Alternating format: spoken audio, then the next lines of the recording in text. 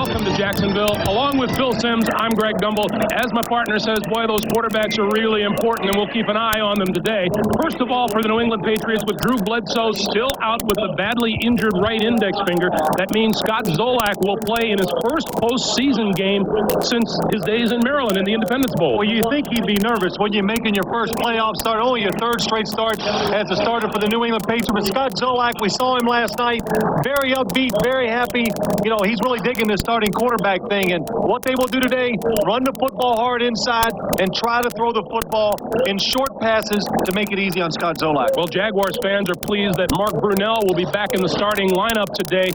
His problem has been a high ankle sprain. He's been out for the last 3 games. It doesn't bode well for a guy who scrambles. Well, Greg, we saw him on Friday. He was in really good spirits. We watched him practice. I thought he threw the ball very well, moved around fairly well. The big thing is, how long will that ankle feel good? And if he does scramble, he can go straight ahead. He just has a hard time going side to side. A New England win sends the Patriots to Denver, and a Jacksonville win sends the Jaguars to the Jets.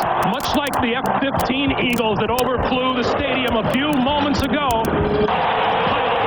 Coming at you on CBS. Sellout crowd of more than 73,000 here in Alltel Stadium in Jacksonville have seen the Patriots win the toss. They had lost their previous 7 coin tosses. In a moment, perhaps, we shall see. Deep to receive for New England is number 29, Derek Cullors, and 23, Cedric Shaw.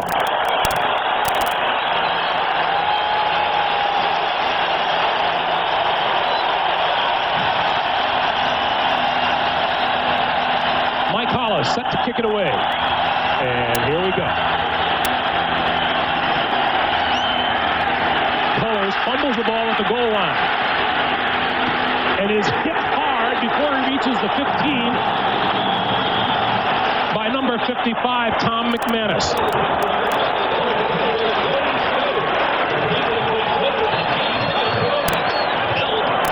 So quarterback Scott Zolak with 3 touchdown passes and 3 interceptions to his credit. In his 8th season out of Maryland, brings the offense onto the field.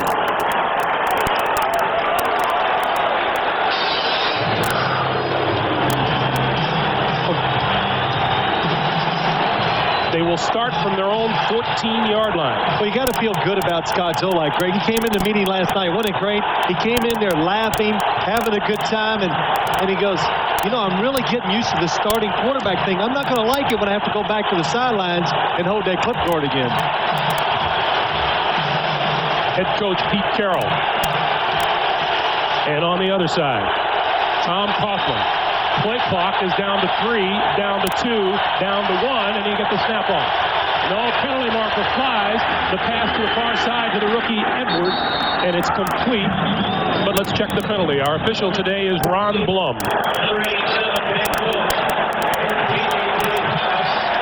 The procedure call is against the Patriots.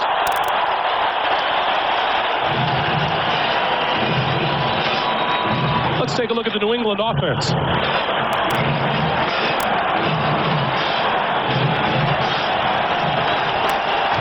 Illegal formation offense. Number 77 was on the end of the line.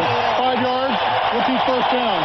The call is against Zephyrus Moss. Here's a look at that offensive line for the Patriots. Moss at 1 tackle, Bruce Armstrong at the other, Lane, Wollabaugh, and Rucci in the middle. Robert Edwards, the rookie, Tony Carter at fullback, Jefferson and Simmons the wideouts, and Ben Coates the tight end.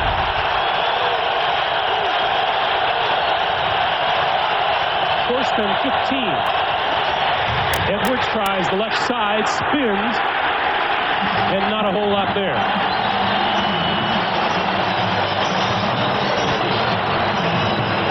The Jacksonville defense looks like this. Schmengi, Yurkovich, Kelvin Pritchett, Tony Brackens. The linebackers, Pop, Schwartz, Kevin Hardy, the leading tackler for the Jaguars. Beasley and Thomas are the corners. Chris Hudson and the rookie Donovan Darius are the safeties.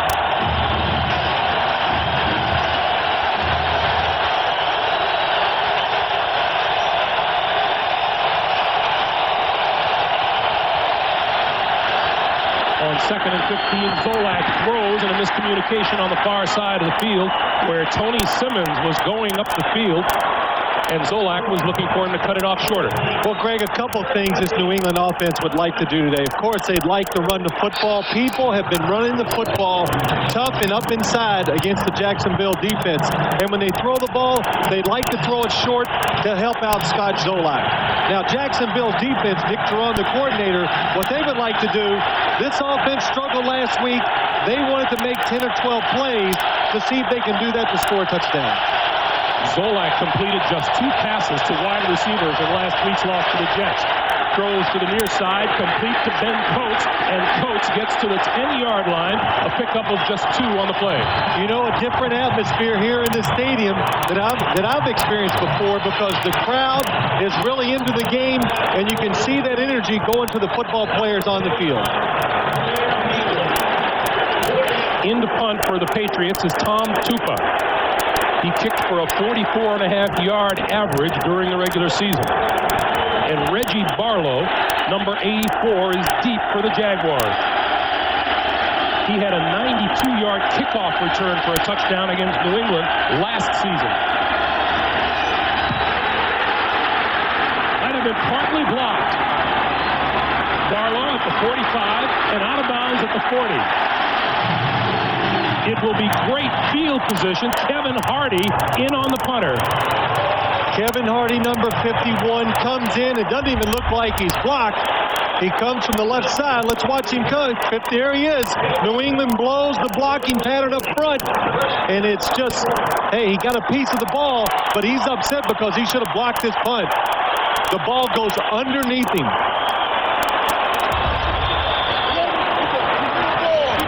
So Hardy congratulated for a job well done on the sideline as Mark Brunell makes his first appearance, having missed 3 games with a sprained ankle.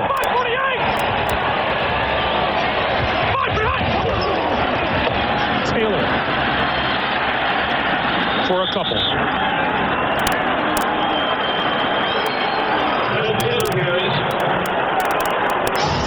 Mark Brunell in his 6th season out of Washington. Terrific numbers on the season, and the offensive line in front of him has John Wade at center replacing Quentin Newyear. Wade is a rookie out of Marshall. Fred Taylor and Damon Shelton are the back. Jimmy Smith, Keenan McCardell, excellent wideouts. Pete Mitchell is the tight end. On 2nd and 8. Hole on the left side for Mitchell. Close to first down yardage, as you can tell by the CBS first down marker. And now the Patriot defense. Up front, Collins, Eaton, Henry Thomas, Willie McGinnis. The linebackers, Chris Slade, Marty Moore, Teddy Bruschi. In the secondary, Ty Law and Steve Israel on the corners. Willie Clay, Lawyer Malloy, the safety. Steve Sidwell, the man who runs that New England defense. Double tight end setup for the Jaguars and Brunell. Taylor looking for first down yardage and appears to have it.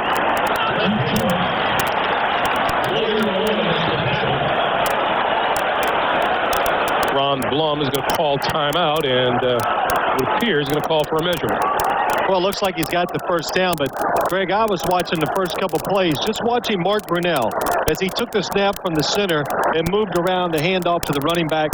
Looks like he's moving around a little better than he did Friday.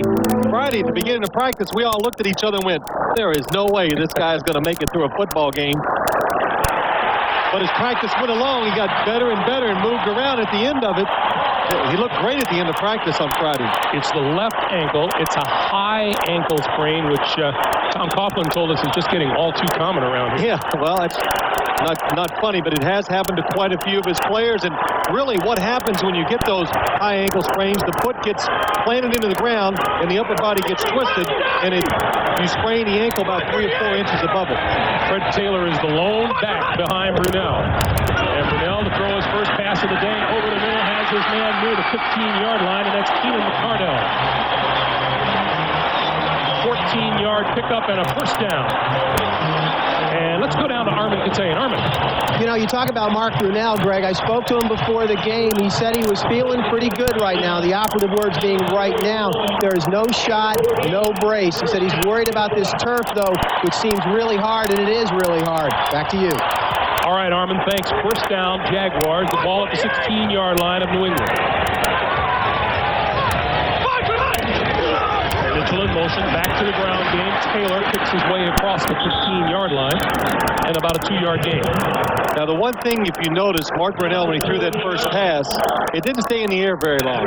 Because the one thing that happened during these couple weeks he's had off, he goes, man, I got the rest of my arm, and it's really fresh, and he, you know, is excited about throwing the football in. And again, Greg, we've seen him many times in practice, but he can really let it go. Of course, now, getting that rest, he feels fresh. Look for him to throw the ball pretty well today. Talking to defenders for the Patriots, they have the utmost respect for Mark Brunell and his abilities. You see the Jaguars offense in the red zone this season. The pitch for Taylor. No place to go and a loss of yardage back to about the 18. Lawyer Malloy helped contribute to the 3-yard loss. Of course, when you run the football against this New England defense, you're going into the strength of their defense. 7th in the league in stopping the run. They do a good job with their defensive line of containing offensive linemen, and then people like Lawyer Malloy and Teddy Bruschi use their speed to get outside and make the tackle. New England, their defense, without question, has struggled in this situation. 3rd down passing defense, it has been horrible. You see there, Jacksonville needs to get to the 6-yard line for a first down. Timeout. And now, a little confusion on the New England defensive side causes the Patriots to use their first timeout with 9:06 to play here in the first quarter. Say that Steve Sidwell was a little upset as we went to the break would be putting it mildly. Well, every time it gets to be 3rd down, he's sitting up in the booth. He must go, oh, no, here we go again, because every week, what happens, Greg, like anything, when you struggle on 3rd down passing defense, you can expect the other teams to come out, give you more formation, to be more creative than they usually are, and the Jaguars are going to do the same thing today. Brunell. Straight drop, time, goes for the end zone, incomplete. Keenan McCardell, his intended receiver.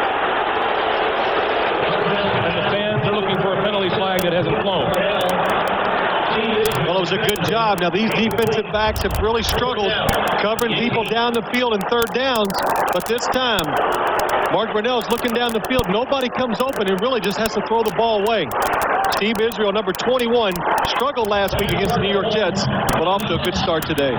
Mike Collis, the NFL's all-time field goal leader in accuracy. 81.6%. Gets this one away from 36 yards out, and it's good. So the Jaguars, off the blocked punt, draw first blood. 8:57 to play in the first.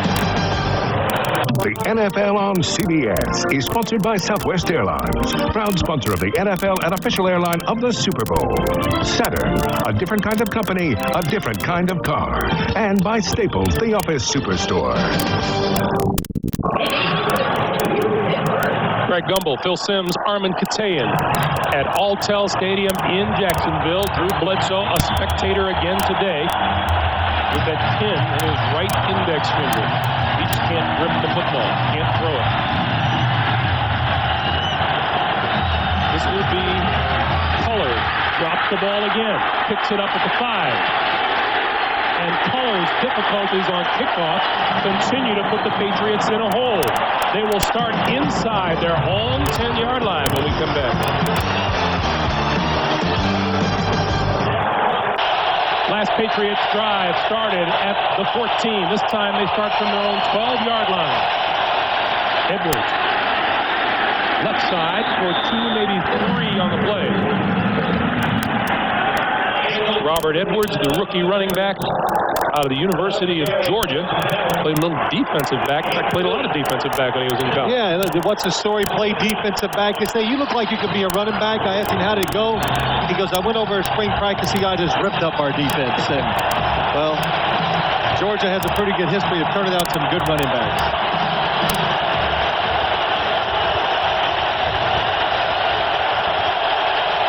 2nd and 7. Edwards and Cedric Shaw are the backs now, and Edwards is in motion. Zolak under pressure and throws it away.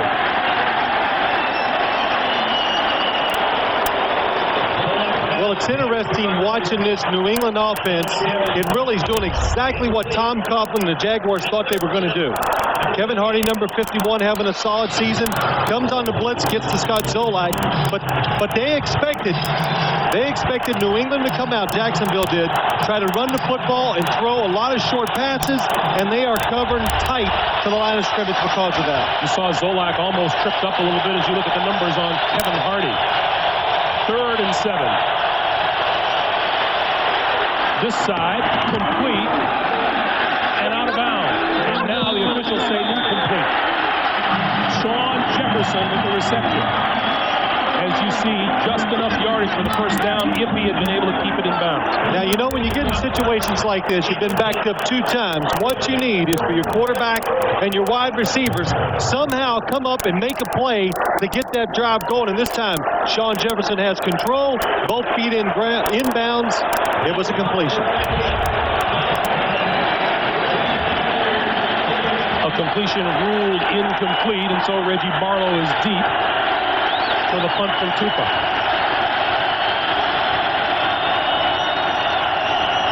Tupa had his last one blocked. This one gets away. Low line drive. Barlow from the 35.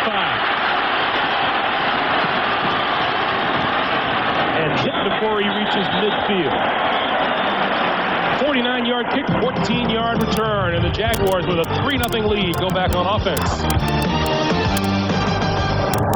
The NFL on CBS is sponsored by IBM. Are you ready for e-business? And by American Express. American Express helps you do more. And we'll remind you that terrific aerial shots like that one are being provided by the Bud One Airship Budweiser, an official sponsor of the National Football League. 4 wide receivers for Jacksonville on first down from the 49. Brunell with a bolt to the far side intended for McCardell and incomplete.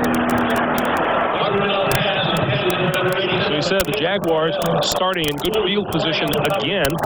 In fact, their position has been a lot better than the Patriots so far today. Yeah, I think I'd be pretty happy with that starting field position if I was the Jaguars. That last time, 4 receivers spread out by Jacksonville, something they usually don't do on first down. There's Chris Palmer, the offensive coordinator. But again, when you watch films and you see the New England Patriots struggle with all spread formations, you've got to do it. McCardell in motion.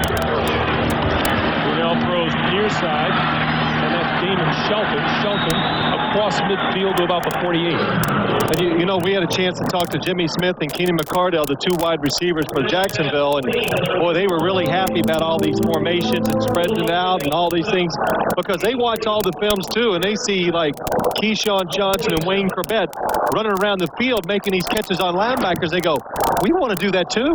Thunder and Lightning, as they refer to themselves, you know, they're having way too much fun in this game. I tell you, you know you're good when you can play in a tough game like this and really enjoy it.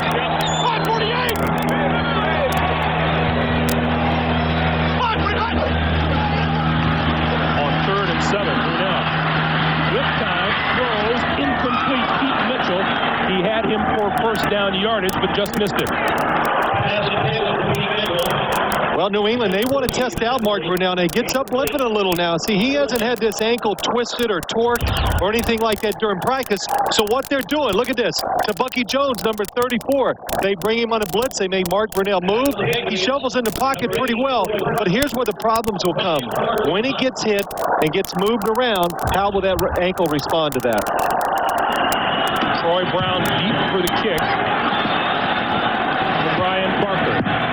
And it bounces out of bounds in the vicinity of the 22 or 23-yard line. That's just a 23-yard punt. Still better field position than the New England Patriots have had so far today.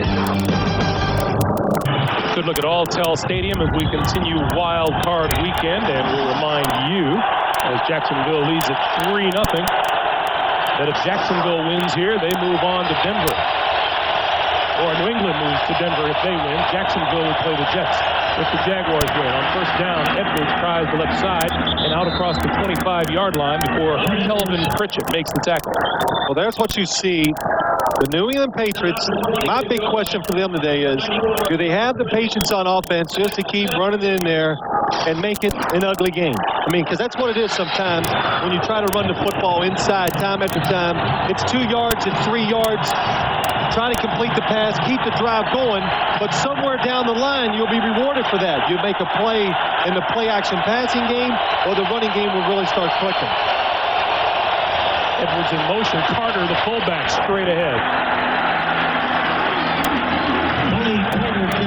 Because, you know, Greg, if you're going to run the football and you want to try, what you got to be really good at is third down passing. Now Scott Zolak, it's 3rd and 3. You can do about anything. You can still run the football. He can scramble for a first down, but it brings in a lot of short, easy throws to the quarterback and the wide receivers. Zolak, a big guy, 6'5", 235. And 5 wide receivers for the Patriots. Zolak throws incomplete. Ben Coates is intended receiver. Zolak telling us last night he wanted to get Coates involved early in this game. That's the second pass thrown his way. Well, I look for Ben Coates a lot, especially when you go to 5 wide receivers, because it's going to mean Ben Coates is one-on-one. I think he's your best inside receiver for sure. Last week, they just got him out of the game plan completely. So that he get him going, that will really help the offense. 3 New England possessions, a total of 12 yards gained. Barlow at his own 25-yard line. And Cooper with his first decent kick of the day. Barlow to the 30. And up to about the 33-yard line. For a 12-yard return on a 49-yard kick. And we'll remind you, coming Wednesday, January the 13th, join Dan Rather, Bob Simon, Vicky Mabry, and Charlie Rose for 60 Minutes 2, the new Wednesday edition of A Sunday Tradition, coming Wednesday, January the 13th, here on CBS, America's most watched network. Well, I think the slower the pace this game has, of course, the lower the scoring, and the scoring's low, that tells you right away that New England can keep it close and has a chance to win it, but that's what they want. Just hang in there, and you kind of hope that Jacksonville's a team that makes that first big mistake. Taylor, big hole, left side, 40, 45, midfield. Back up the middle and pulled down at about the 20-yard line. 45-yard run. Well, this Jacksonville offense, it caught the New England defense guessing. New England was thinking, well, it's probably going to be a play-action pass.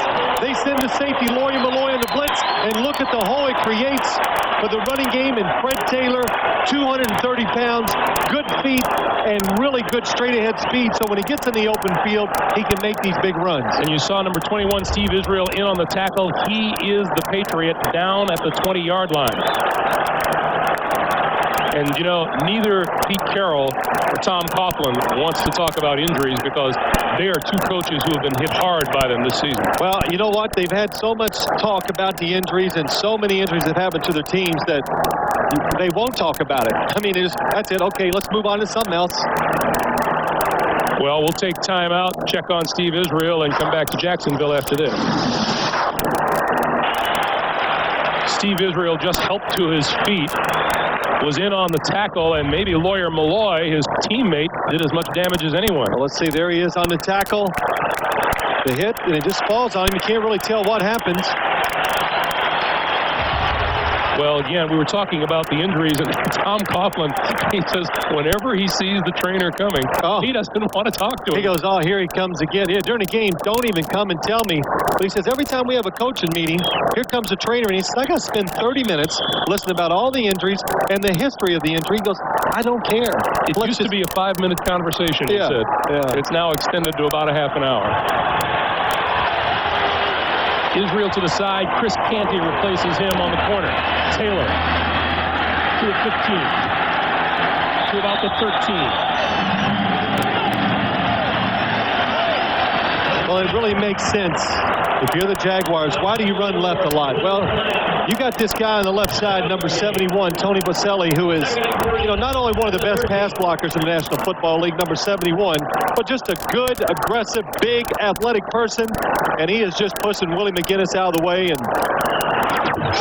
a lot of fun to talk to, Tony Boselli and that Willie McGinnis. Now, they were freshmen together at USC, so they've had a lot of practice time against each other. Taylor going to try the right side to about the 10 and is close to a first down. In fact, of Willie McGinnis, he made that tackle. Yeah, he made the tackle. But in fact, we asked the Willie McGinnis about it last night.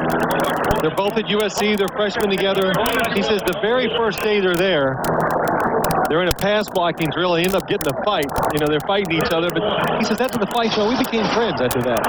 Well, McGinnis gives Boselli a great deal of credit and vice versa because they were there to push each other every day in practice. Well, you know what? There probably wasn't many offensive linemen that could block Willie McGinnis in college on his team. And the same goes for Tony Boselli. He needed to be challenged. So we had Willie McGinnis on the other side doing it to him. And 3rd and 1, Brunell calls a timeout. Jacksonville uses its first of the day with 3:26 to play in the first quarter, and the Jaguars lead it by a field goal.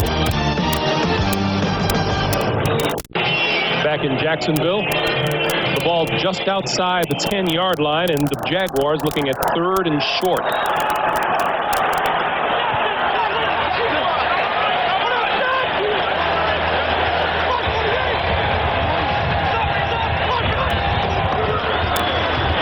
To Taylor. Brunell throws, first down to about the 5-yard line. And Jimmy Smith on the receiving end of that bullet.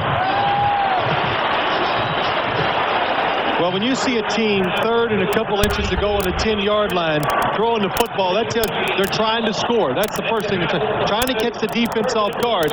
But also, if the pass would have been incomplete, they also would have gone for it on 4th down, too. Jimmy Smith came close to dropping that ball, recovered it right around his knees. 1st and goal, and the fumble snap. The Patriots say they got it, and the officials are saying, no, you don't. 2nd down. Again, not the kind of pileup you want to see your quarterback with a bad ankle in. Well, that's right. You want to keep Mark Brunell, keep as much contact you can away from him. But let's watch the snap by John Wade taking the place for Quentin New Year. So John Wade, Mark Brunell, not used to working with each other a whole lot. At that time, it looked like the snap came up to the side just a little. Mark Brunell had a hard time handling it. John Wade, 5th-round draft pick. Quick drop, Brunell throws, end zone incomplete. Had his man, it was McCardell. That was a good example. 2 passes today. Receivers have been open. Mark Brunell, not used to being in there, a little rusty. And what he does, he's a little anxious. Watch Keenan McCardell. He is wide open, but Mark Brunell, arm is fresh, a little anxious. Timing's off, just lets it go way too hard. 3rd and goal.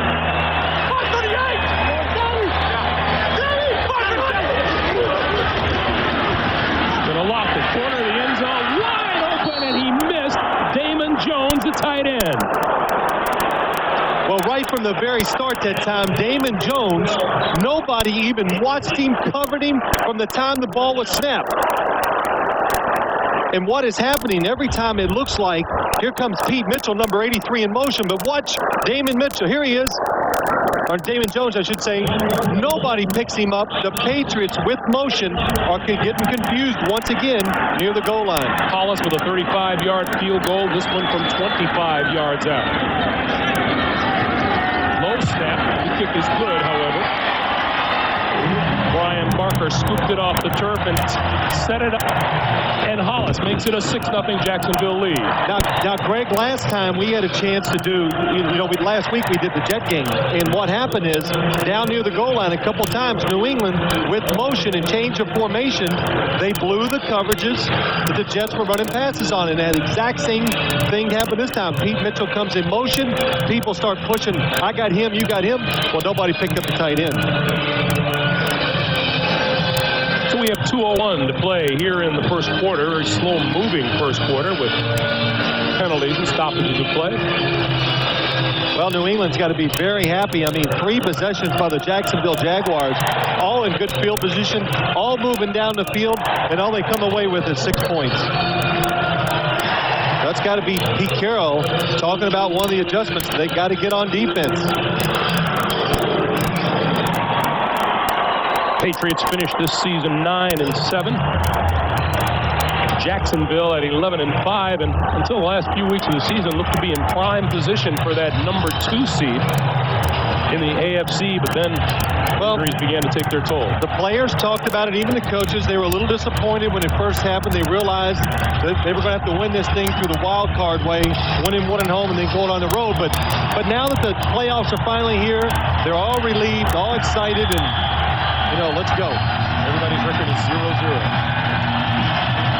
Derek Cullors, Cedric Shaw deep for the Patriots. This one, Cullors catches cleanly. 25 to about the 27 or 28-yard line. And let's go downstairs to Armin Katayan. Armin. Greg, a couple of minutes ago, you mentioned all the injuries these two teams have suffered, and overnight, the Jacksonville Jaguars got a couple of more. Cordell Taylor, a defensive back, rookie defensive back, and Tavian Banks, a rookie running back who would have played in this game, were involved in what the club officials described as a minor automobile accident on their way to their hotel about 8 o'clock last night. No further details yet on the nature of the injury or the nature of the accident. Both of them are here at this game getting x-rays and treatment, but they're definitely not going to play. Back to you. All right, Armin, Tavian Banks was to dress today. He played in the first 6 games, then suffered a sprained foot, hasn't played since. 2 foot a throw. Far side of the field, complete to Jefferson. And Jefferson out of bounds, close to a first down. Well, that's what you want to do. Get your quarterback in rhythm. Scott Zolak, because of the crowd noise and where they've been on the football field, can't get into the flow of the football game. But Sean Jefferson on a short route, out in the flat. Good job by Scott Zolak delivering the football. Sean Jefferson, 2 touchdown catches on the season. And wide receiver position has been a position which has really killed the Patriots this season. They lost Terry Glenn. And in fact, Troy Brown missed 6 games with an ankle.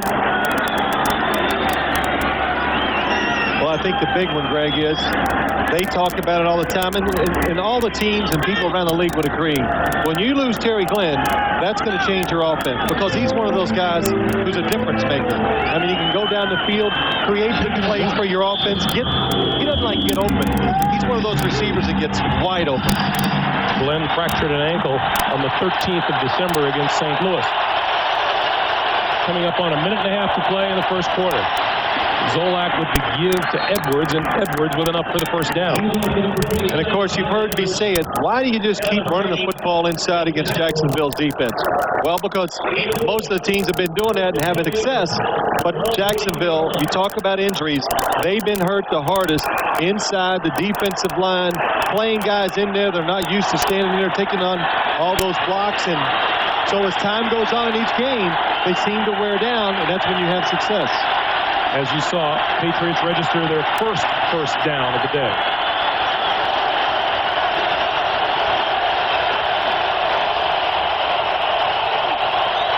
And now Zolak calls timeout with the play clock running down. And that's their second timeout here in the first half. Well, Greg, this game is just moving right along, and it is really smooth by both teams. I mean, what's really hurt Jacksonville when I look at the game, Mark Grinnell missing those few games. Even though he's an all-pro quarterback and as good as he has missed some wide-open plays and a chance for the Jaguars to really put New England in a tough position. New England, hey, fumbling the kickoff returns, put them in bad field position in a playoff atmosphere. That's hard to overcome with a quarterback only making his 3rd start this year. Keep in mind, Jacksonville has never beaten the New England Patriots. They've played 3 times. Once in 1996 during the regular season. New England won that one. And then the AFC Championship game of 96 won by the Patriots. And then last year, New England came here and stopped Jacksonville's 13-game home winning streak. Edwards and Chris Floyd in the backfield. Zolak far side, missed connections with Tony Simmons. Well, he even though Scott Zolak was under pressure that time, when you run those out cuts in the National Football League and the guy is wide open, which Tony Simmons was, you got to hit him. You just got to throw it in there. And, you know, talking to some of the players and the coaches for New England, they feel like playing Jacksonville was by far the best matchup in the AFC for them. They think they match up with this team very well, and in this week, the fact that they lost last week, it gives them the best chance to win. Edwards hit in the backfield, and that'll lose yardage. Kevin Hardy.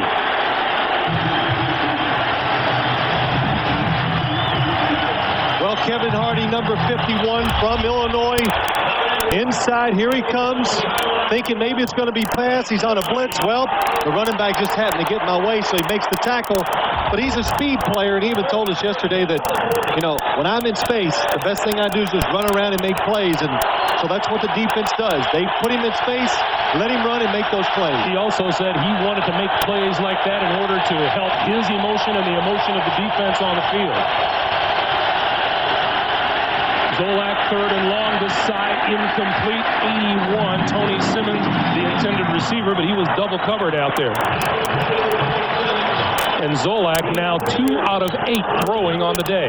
Well, they talked about, let's get the ball to Ben Coates, and so far they've only had one attempt towards him. Again, that time, singled up in the middle field was number big 87, and he was open. With 3 seconds to play in the first quarter, this will be the final play of the period.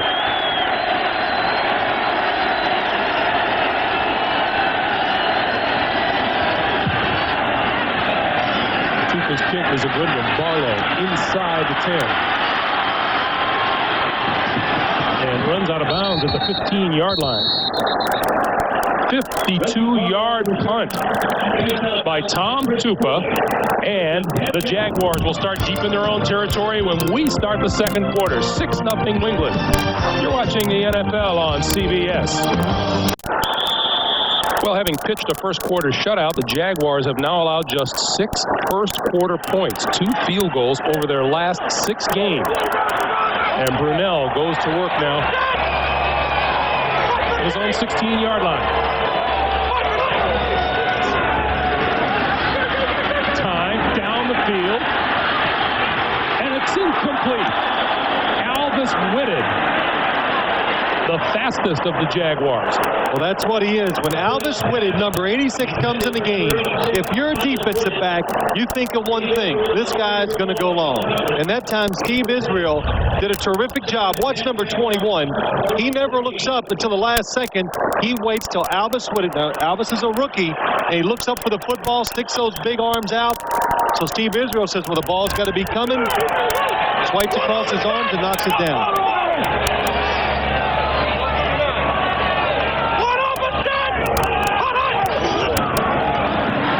Pitch to Taylor, tries the right side, cuts across the 15. Now I'm going to teach you something here, Greg. I can't wait. I know. You know, I got to teach you a little more about football. But could you hear Mark Brunell that time? He was saying, I think he said white opposite. Anytime you hear him say the word opposite, you know it's going to be a run. That time it was supposed to be a pitch to the left. He saw the defense didn't like it, so they turned around and made it to the right. Can you handle all that information? Right. What are you going to do with it? Right as fast as I can, Coach. Yeah. 3rd and 10. And for Taylor, it's a little bit short and incomplete. And now the Patriots with a chance for some field position. You know, Mark Brunell, even though we talked about it, an all-pro, done a lot of good things in this league, he's looking for some positive reinforcement. He's trying to get going. So this time, really just right away, a little off balance, looks for the short receiver. And because of that ankle, didn't get planted the way he usually would, threw the football a lot lower. Hard to make the catch. Barker's first punt was no great shakes. He will kick this one to Troy Brown. Brown at midfield. And that's about where he's brought down. And that'll stop the clock with 14:04 to play here in the first half. 34-yard kick by Barker. Well, Mark Brunell, 3-week layoff, 3 for 10 for 24 yards. And what happens, doesn't quite have that touch on the football, overthrows a wide open touchdown to Keenan McCardell, and then Damon Jones wide open, overthrows that too. And now the Patriots with their best starting position of the day by far at the Jacksonville 49. And Zolak to throw. Has it batted back into his face by number 96, Fernando Smith. Well, Greg, they listened to you last time. That time they cleared it out down the middle of the field. They're letting Ben Coates one-on-one. He is open. Scott Zolak sees him. Going to throw it to him, but the ball is batted down. Here we have a tale of two quarterbacks where, as you take a look at the numbers and stats on Fernando Smith, Mark Brunell still fighting off a little bit of rustiness from three-game layoff. Scott Zolak, though, is missing some passes that he should be hitting here today. Last week, he didn't really have a chance. Today, the receivers have been open. The plays are there to be made, but he hasn't done it so far. Edwards with maybe a yard on the right side. And see, the way they played the game, it's worked out well for them. They held the Jaguars to 6 points when it could have been more, but now you got that opportunity. You're at midfield. This is when you got to make it happen on offense. You got to pull out that special play, or as a quarterback, you got to be tougher. You got to hang in there. You got to do whatever it is to make this play on third down, which they haven't done today so far. New England averaging just a yard and a half per play today. And Zolak out of the shotgun on 3rd and 9. Gonna go deep. Far side. And incomplete. The rookie, Tony Simmons. And Dion Figures was there with the cover. Well, if you have seen the New England Patriots play the last couple of weeks, Scott Zolak, the quarterback, when in doubt, this is what he likes to do. Just throw the bomb, lay it up high and as far as you can, and let your receivers have a chance to make the catch down the field. That time, ball out of bounds. Tony Simmons had no chance. So the Patriots don't get to do much with that field position, and already Tupa with his 5th punt of the day.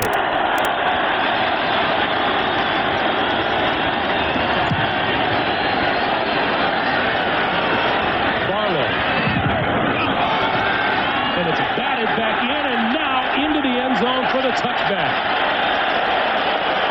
Bucky Jones was the one who had the first hand on it.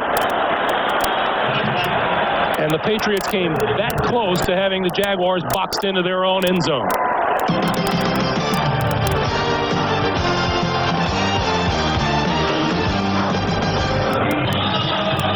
Back at Alltel Stadium, an excitable crowd, although, to be fair, they haven't had a whole lot to get excited about. They're like, come on, anyway. I'm waiting, make me cheer. First down, Jaguars from the 20-yard line. Brunell straight drop, going to go down the sideline. Jimmy Smith incomplete, and Ty Law was right there with him. Ty Law, the NFL's interception leader this season with 9 picks. Well, this is the guy, Jimmy Smith, number 82. Loves to go long. That's what he does for this offense. He stretches it out. And Ty Law, that's a matchup you're going to see all day. We asked Pete Carroll last night about it. He says, I think you could see Ty Law and Jimmy Smith one-on-one quite a bit today. Ty Law always draws the deep, dangerous guy on the other side. Taylor. About 5 to about the 25-yard line. I want to remind you the Budweiser Blimp and its Eye in the Sky camera are proud to provide you with these live shots 1,000 feet above Alltel Stadium today.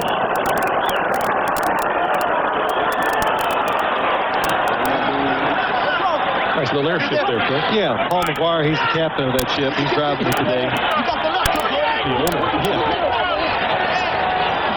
3rd and 5 for the Jaguars. To this side, and McCardell had it, and it falls incomplete before Ty Law could pick it off. And so it's another 3-and-out series. We've seen a few here so far today. Well, we've seen them in the New England Patriots. They had to be coming into this game with not a lot of confidence in their third down pass defense, but now they're getting that confidence because the Jaguars are having a hard time getting open, and when they do, the quarterback and receiver, they can't connect. Brian Barker averaging less than 30 yards a kick in his 2 previous tries.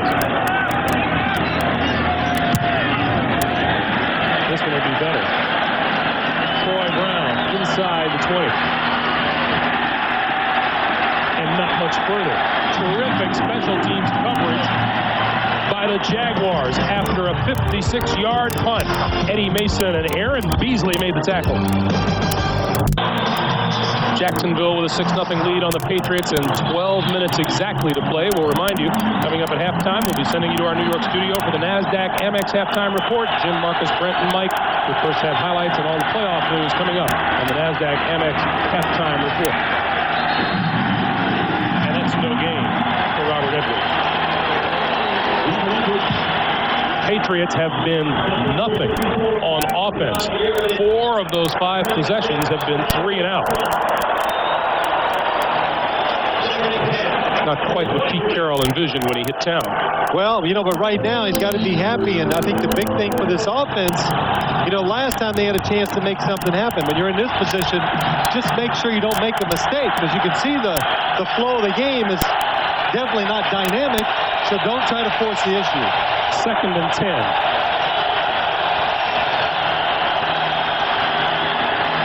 Zolak connects with Troy Brown. And Brown close to the 30. It's about a 6-yard pickup. You know, Greg, we got to talk about, you talked about the halftime report and everything, but I just want to send along my congratulations to George Seifert. You know, going down to Carolina, and hey, history says he's going to do a pretty good job there, but that's what he's done. But it also goes to show you, some people will do anything to get away from Brent Jones and Marcus Allen. So, I mean, he had a nice cushy job. Now he's going to go down there and have to work his tail off. That's right. Yeah. Congratulations, Coach. 3rd and 3. Cedric Shaw in as one of the 5 wide receivers for New England. This side in and out of the hands of Tony Simmons.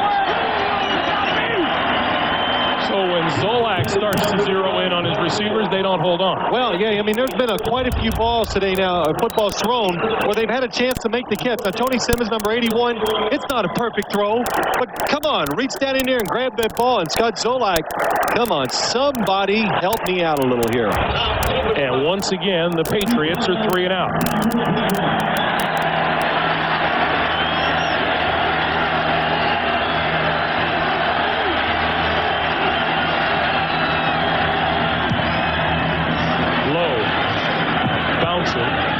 Barlow tries to split the defense and is horse collared at about the 32-yard line. So Tupa walks off the field after a 45-yard punt. 10:19 to play here in the first half. A couple of days ago, it was Georgia Tech knocking off Notre Dame, and now it's Jacksonville and New England. Welcome back to Alltel Stadium. And Mark Brunell goes back to work, and he's trying to find some consistency and some touch throwing the football. Give it to Taylor. Left side, and not a whole lot there. 3, maybe 4 yards. You know, Craig, what we're seeing from both teams, we're seeing 2 teams that have a lot of injury problems, but also at the end of the year were very inconsistent and came into the game with a lot of question marks. Even though it's a playoff game, it's not like all of a sudden, oh, it's a playoff game, we're going to play our best. You know, they struggled, both of them at the end of the year, so it makes reason to think that they're going to struggle a little bit today. Taylor again, left side. Talking to Taylor, you couldn't help but notice, and you have pointed out numerous times, how much he reminds us of Terrell Davis in Denver. Well, you know, a lot of the same size, the same look, kind of has the same running style, and you look at him, you think, well, Fred Taylor, he's not that big of a guy. 230 pounds, you know, he runs hard, and you've already seen today, when he gets in the open field, has that speed to take a 20-yard running play and turn it into a 60 or 70-yard running play. CBS first down marker tells you how far the Jaguars have to go. And now, Brunell moves under center.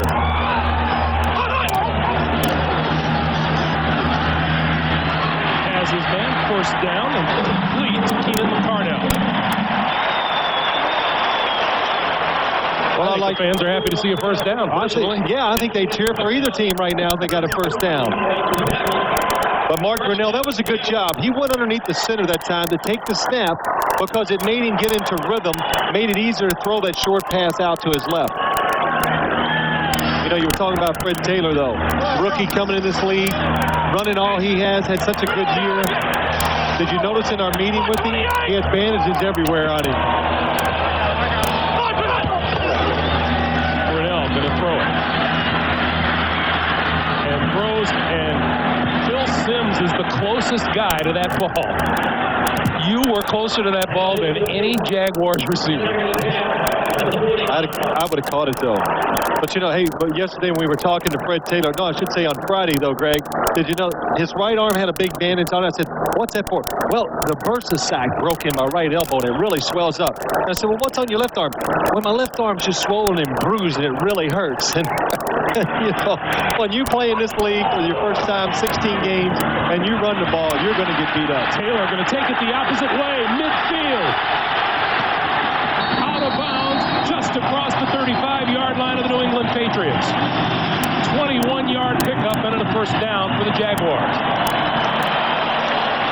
Well, I think you can see that time what he can do. He's going to his right, but he immediately doesn't like it and just stops, doesn't hesitate, comes back to the side, and you can see the speed and able to change directions and like keep moving forward makes it really hard for defensive backs to zero in on him to make those tackles. Fred Taylor coming up on 100 yards rushing. We still have 7:55 to play here in the first half. Chris Howard is now onto the field to replace Taylor, who gets a breather.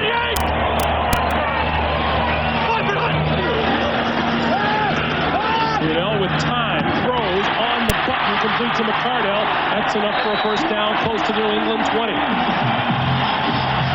14 yards on the play. Well, Greg, you can see Mark Brunell kind of getting in the groove now, hit that third down pass, and that play, man, he just threw it in there, felt confident, guided with him. Watch this little hop, and nice ball through, and puts the ball right on target for Keenan McCardell.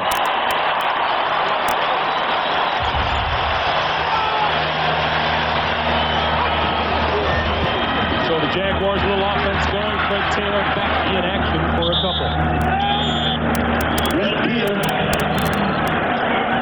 Eric Collins with the tackle. Well, the Jaguars like to run the ball to the left most of the time. Just look at the left side. See Ben Coleman making the block. Damon Shelton trying to get in there and find somebody to knock down. They clear everybody out. They make the linebackers for the New England Patriots make the tackle. You know, you talked about how beat up Fred Taylor is feeling, but you make a good point. Rookies aren't used to playing this many football games. Most pros aren't either. 2nd and 7, quick drop, quick throw, complete and out of bounds to Jimmy Smith. That's short of the first down by a couple of yards. Well, that was a good throw and catch by Mark Brunell. Look at the cushion. Ty Law, number 24, plays it right, but look at how quick he closes on that. It takes a perfect throw from the quarterback to the receiver when Ty Law is reading the drop of the quarterback. Brunell's numbers as he looks at 3rd and 2 now. The ball at the 13-yard line. Taylor, first down and more. Touchdown.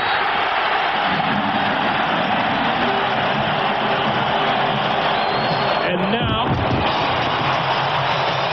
the Patriots arguing that maybe he stepped out of bounds on the far side. The officials say no. Watch Leon Searcy, number 72, comes around and makes the block on Teddy Bruschi, then lets Fred Taylor go into the end zone. Leon Searcy coming from the right tackle position, pulls all the way around and makes the tackle on the left side. And now the Jaguars will go for 2 with a 12-0 lead. They're 1 for 2 this season. Taylor won't get there. Tried to stop and go, but couldn't get around Henry Thomas. Let's go back to the touchdown run and some pretty nice stepping for a 230-pound guy. Well, it is. A lot of things you see on that play. The speed of Fred Taylor coming across the formation on 3rd and 2. The blocking down field by Jimmy Smith. And then Tony Pacelli, number 71. He acts like it's a running play, and boy, just throws that club on the pass rusher. Helps open the hole up for Fred Taylor. Look at that. Now that's a pair of arms, Greg. See, I don't know whether his arms are that big or those shoulder pads are just that small. That's a pair of arms on each shoulder. Yeah, that's right. But look at those shoulder pads. He has the exact same size shoulder pads that Mike Hollis, the kicker, has. See, I think if you put those shoulder pads on you, you look like you have big arms too. Well, maybe not. Maybe not. Yeah. Okay, let's not get carried away. But I guess when you're that big, you don't really need a lot of protection up top.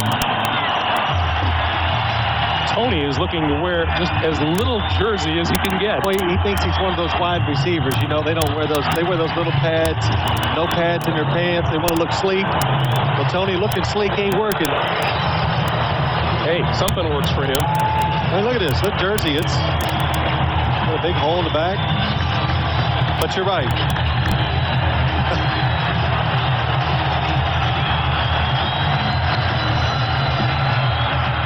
12-0 Jaguars lead. 9-play, 68-yard drive. This kick is short, and it's Cedric Shaw. Shaw up across the 30 to about the 31-yard line. Fred Taylor with a well-deserved rest on the sideline. Here's a guy who says, you know, he never broke long runs when he was in college at Florida. His longest was 66. Well, Steve Spurrier didn't hand it to him enough, that's why. Good point. First down from the 31. Zolak with a little screen for Edwards. Edwards with blockers in front. 40, 45, lost the football. Jacksonville ball.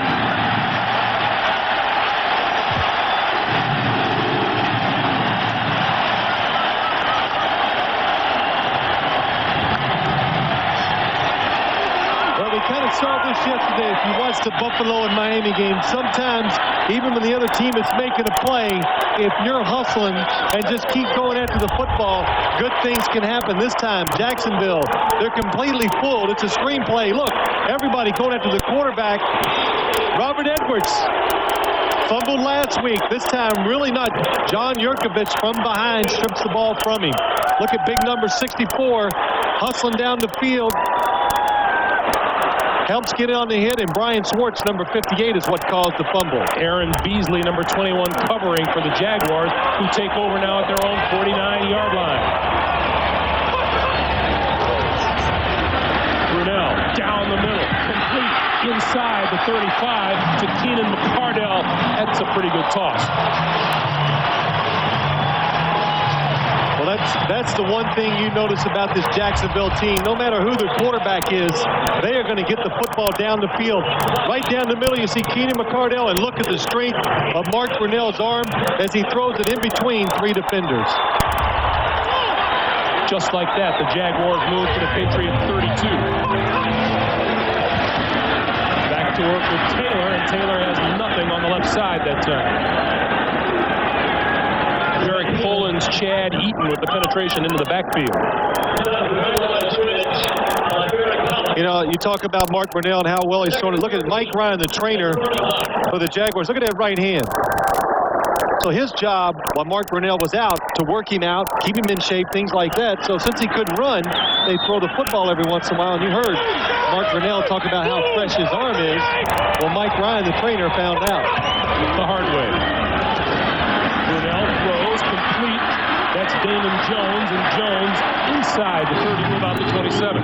Well, they're working out one day, and Mike's over there catching the passes, and all of a sudden, you know, the balls they're coming pretty fast and hard. He reaches up there, and that right hand gets caught, and he fractures his little finger in 3 different places. After practice, he tells Tom Coughlin, you know, it's on a Saturday, my finger, I think it's hurt. They take him to the hospital. Tom goes, well, go get it looked at, get it taken care of, and be back in here tomorrow morning at 6:30. So he went and had surgery on a Saturday afternoon, back at work Sunday at 6:30 in the morning. There's no free time with Tom Coughlin. Brunell. McCardell complete and then takes a lick, but has enough for the first down.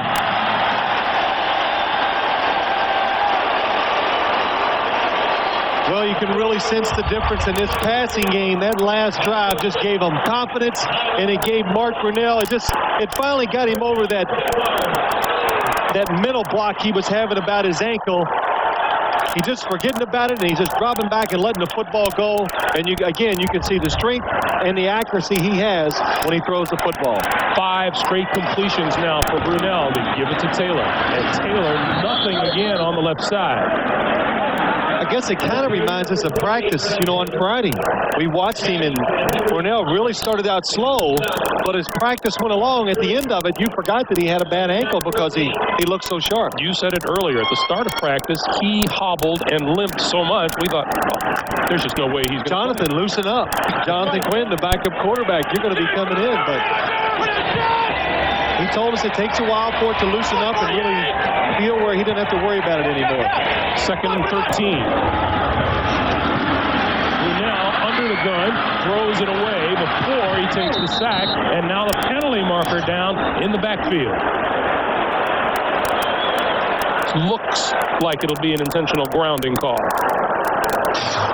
Well, it should be. One of the reasons why it will be intentional grounding is that he was inside the tight end box.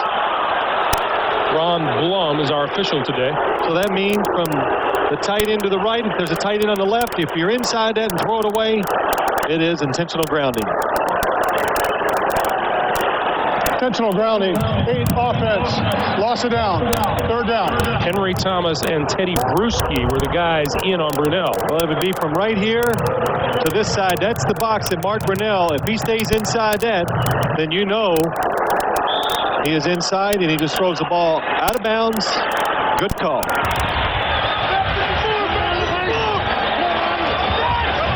Third and 28. They need to go to the 10-yard line for a first down. Brunell has a man downfield. It is incomplete. Reggie Barlow was open for a couple of seconds behind the secondary. Well, see, in this situation, what happens, it's 3rd and long. A lot of times on defense, you're expecting the offense just try to pick up a couple yards to get that field goal attempt. But to Bucky Jones, looks like, watching number 34, gets to the receiver and hits him definitely before the ball gets there. No flag. Barker to punt.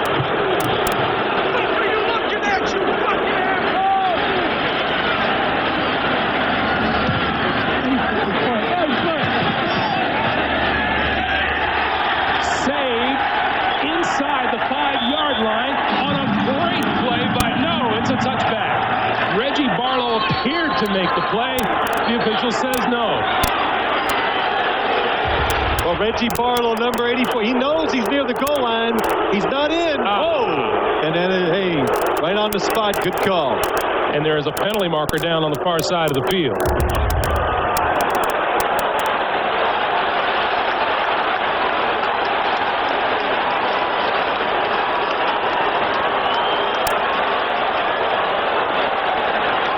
And we have a conference of officials at about the 15-yard line.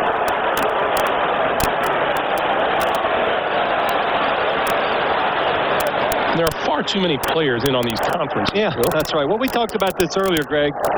They're going to have to pass a rule in the National Football League to make players stay away from the officials because it just delays the action, draws it out, and takes them way too much time in, making their calls to the fans and the people at home.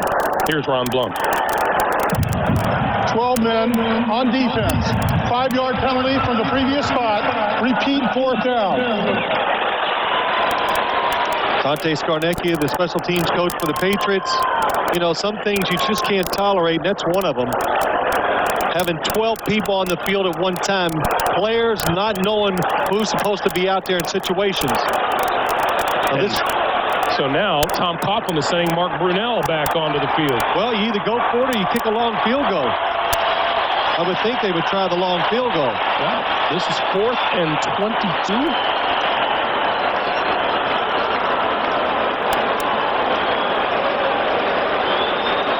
Well, maybe it's that last play, the 3rd down play where we saw the long pass for Reggie Barlow. Keenan McCardell was wide open down the middle of the field, too. So maybe they saw something on defense. They want to try to take advantage of it. Well, Barlow is to the near side of the field. Smith and McCardell to the top of your screen. Brunell steps up, throws, incomplete. Intended for Barlow again, and Bucky Jones was there again, the rookie from Syracuse. I'm just trying to figure out the decision why you'd want to go for it on 4th and 22 in this situation. Either try the long field goal or punt it back down in there and try to get to inside the 20-yard line. That time, Mark Brunell moves around, buys himself some extra time, but the ball's just got to travel down the field too far to try to get a completion. So New England takes over with decent field position now at their own 32-yard line, and 2:10 to play here in the first half, trying to do something about this shutout.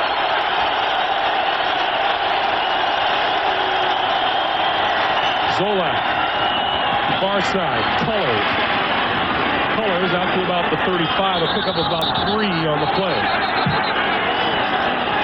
Going back to the decision, Phil, it would have been right around a 50-yard field goal by Mike Hollis, whose long this year is 47.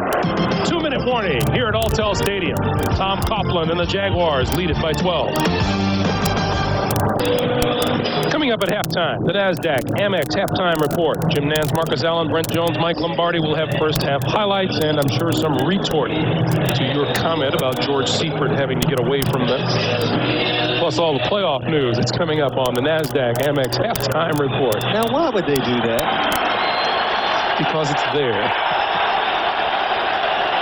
2 minutes to play. Huge disparity in total yards here in the first half. Scott Zolak trying to get something started. 2nd and 6. Quick pass over the middle. Incomplete. Troy Brown had to go off his hand. Well, again, there's the play to be made. Troy Brown wide open.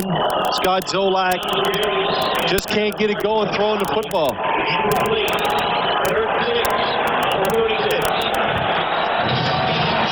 There's Drew Bledsoe. Well, Drew Bledsoe's still growing that beard. What do you say, Greg? Doing a fine job of it, too, isn't he? Patriots have not made a 3rd down conversion yet today. They've made one now. Ben Coates to midfield, and that's a first down for New England. And a penalty marker down.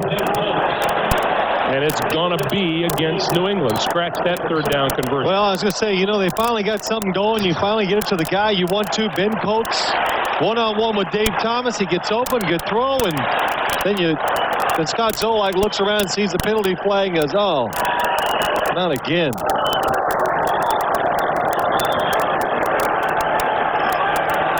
Well, for Scott Zolak, he'd like to shine. He's an unrestricted free agent at the end of this season. Well, you know, that's what you do as a backup quarterback in this league. Personal foul, illegal chop block. Number 64 offense, 15 yards, repeat 3rd down. That's the center, Dave Wohlabaugh. Well, what happened is Dave Wohlabaugh, when one of the pass rushers engaged, he went down below the waist, hit the pass rusher at the knee. You're not allowed to do that because it's a rule, a good rule to try to protect, the defensive lineman when you're rushing the quarterback. So now New England, instead of a first down at midfield, looks at 3rd and 21 from their own 21-yard line. Zolak misfires over the middle. Cedric Shaw was the man there.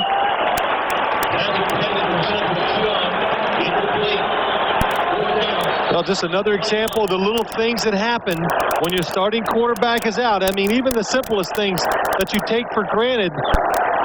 When you haven't worked with each other enough, right then, Cedric Shaw wide open in the middle of the field, right in front of the quarterback.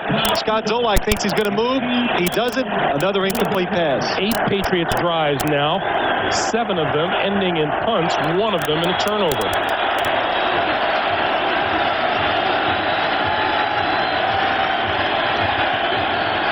Tupa to kick to Barlow. And a terrific kick by Tupa. Chases Barlow back to his own 21.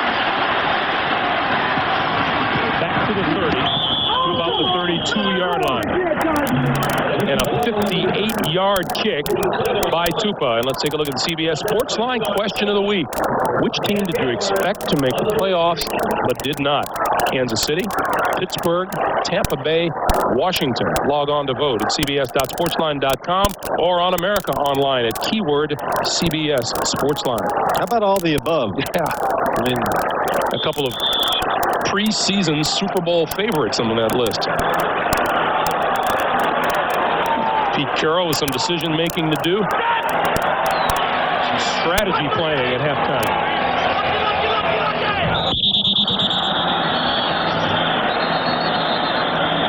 A few flags. A few jumps. Could have been John Wade, the center, number 66. He heard Mark Brunell yelling out the...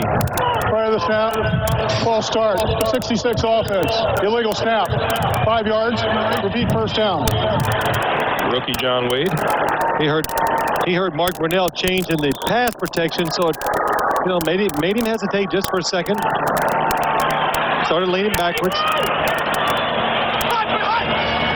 On 1st and 15, Taylor. And Taylor across the 35-yard line has had a terrific first half. Jacksonville still has 2 timeouts left. Plenty of time, 1:21 to go in the first half. Always a good thing to do, starting to drive in a 2-minute situation, run the draw play. Brunell on the slant, complete. McCardo. And that is enough for a first down near midfield, 13-yard pickup. Well, I think it's safe to say that Mark Brunell has warmed up. He's got it going, and he is back in rhythm and throwing the football exceptionally well right now. And Jacksonville uses its second timeout to stop the clock with 65 seconds left here in the first half. Now Pete Carroll on the other side is going, now we've had that. We just can't make, we can't make the throw, and we do, we can't catch it. And the big thing for Pete Carroll, if he could probably make a change at quarterback at halftime, I think he would, but his backup quarterback is Tom Tupa, who's the punter, and I'm sure Tom Tupa's not getting many snaps during the week. 210 total yards here in the first half by the Jaguars, and yet to 54 for the Patriots. But as you look at 210 total yards, 12 points isn't a lot of points to have on the board. Well, I don't know. Have you watched this offense today? That's New England's. 12's a lot to them.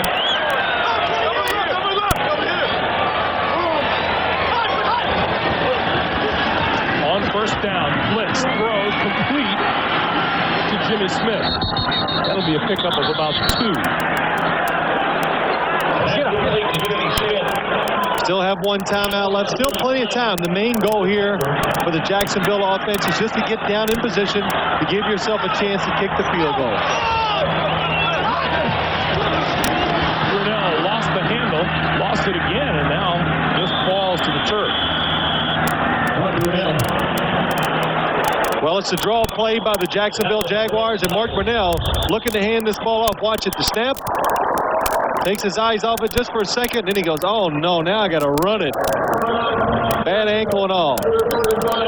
So Jacksonville uses its last timeout to stop the clock with 34 seconds to play, and Brunell now looking at a 3rd and 9.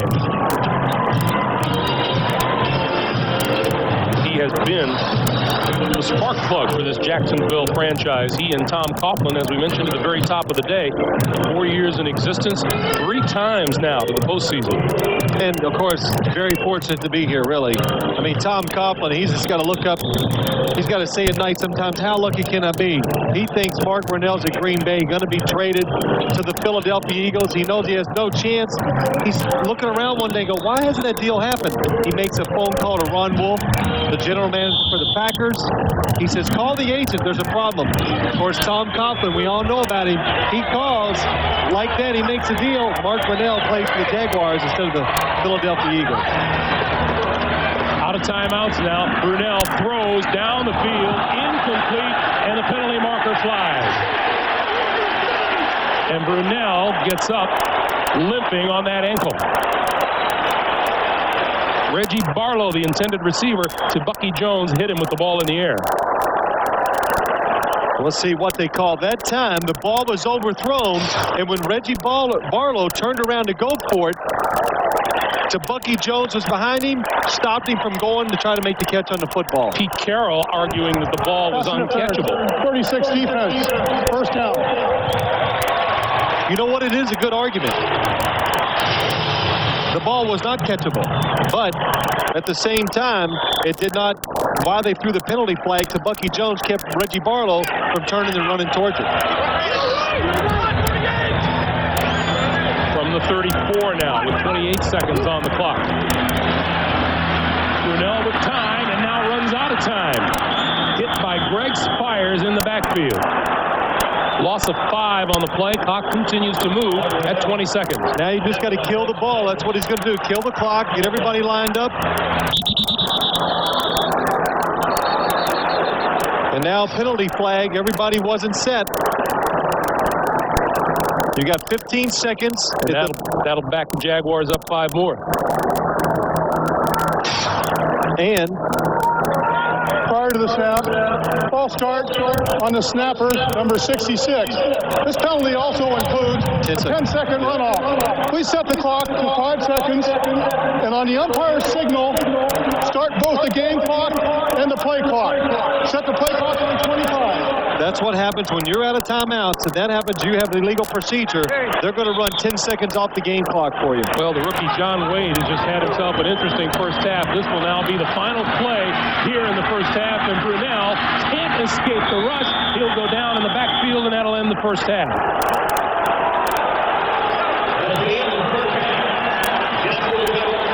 Brunell walks off limping, but with the lead. Our halftime score, Jacksonville 12, New England nothing. We'll be sending you to New York on the NASDAQ Amex halftime report. Jim Nance and company getting you caught up on the highlights and all the playoff news after these words from your local station.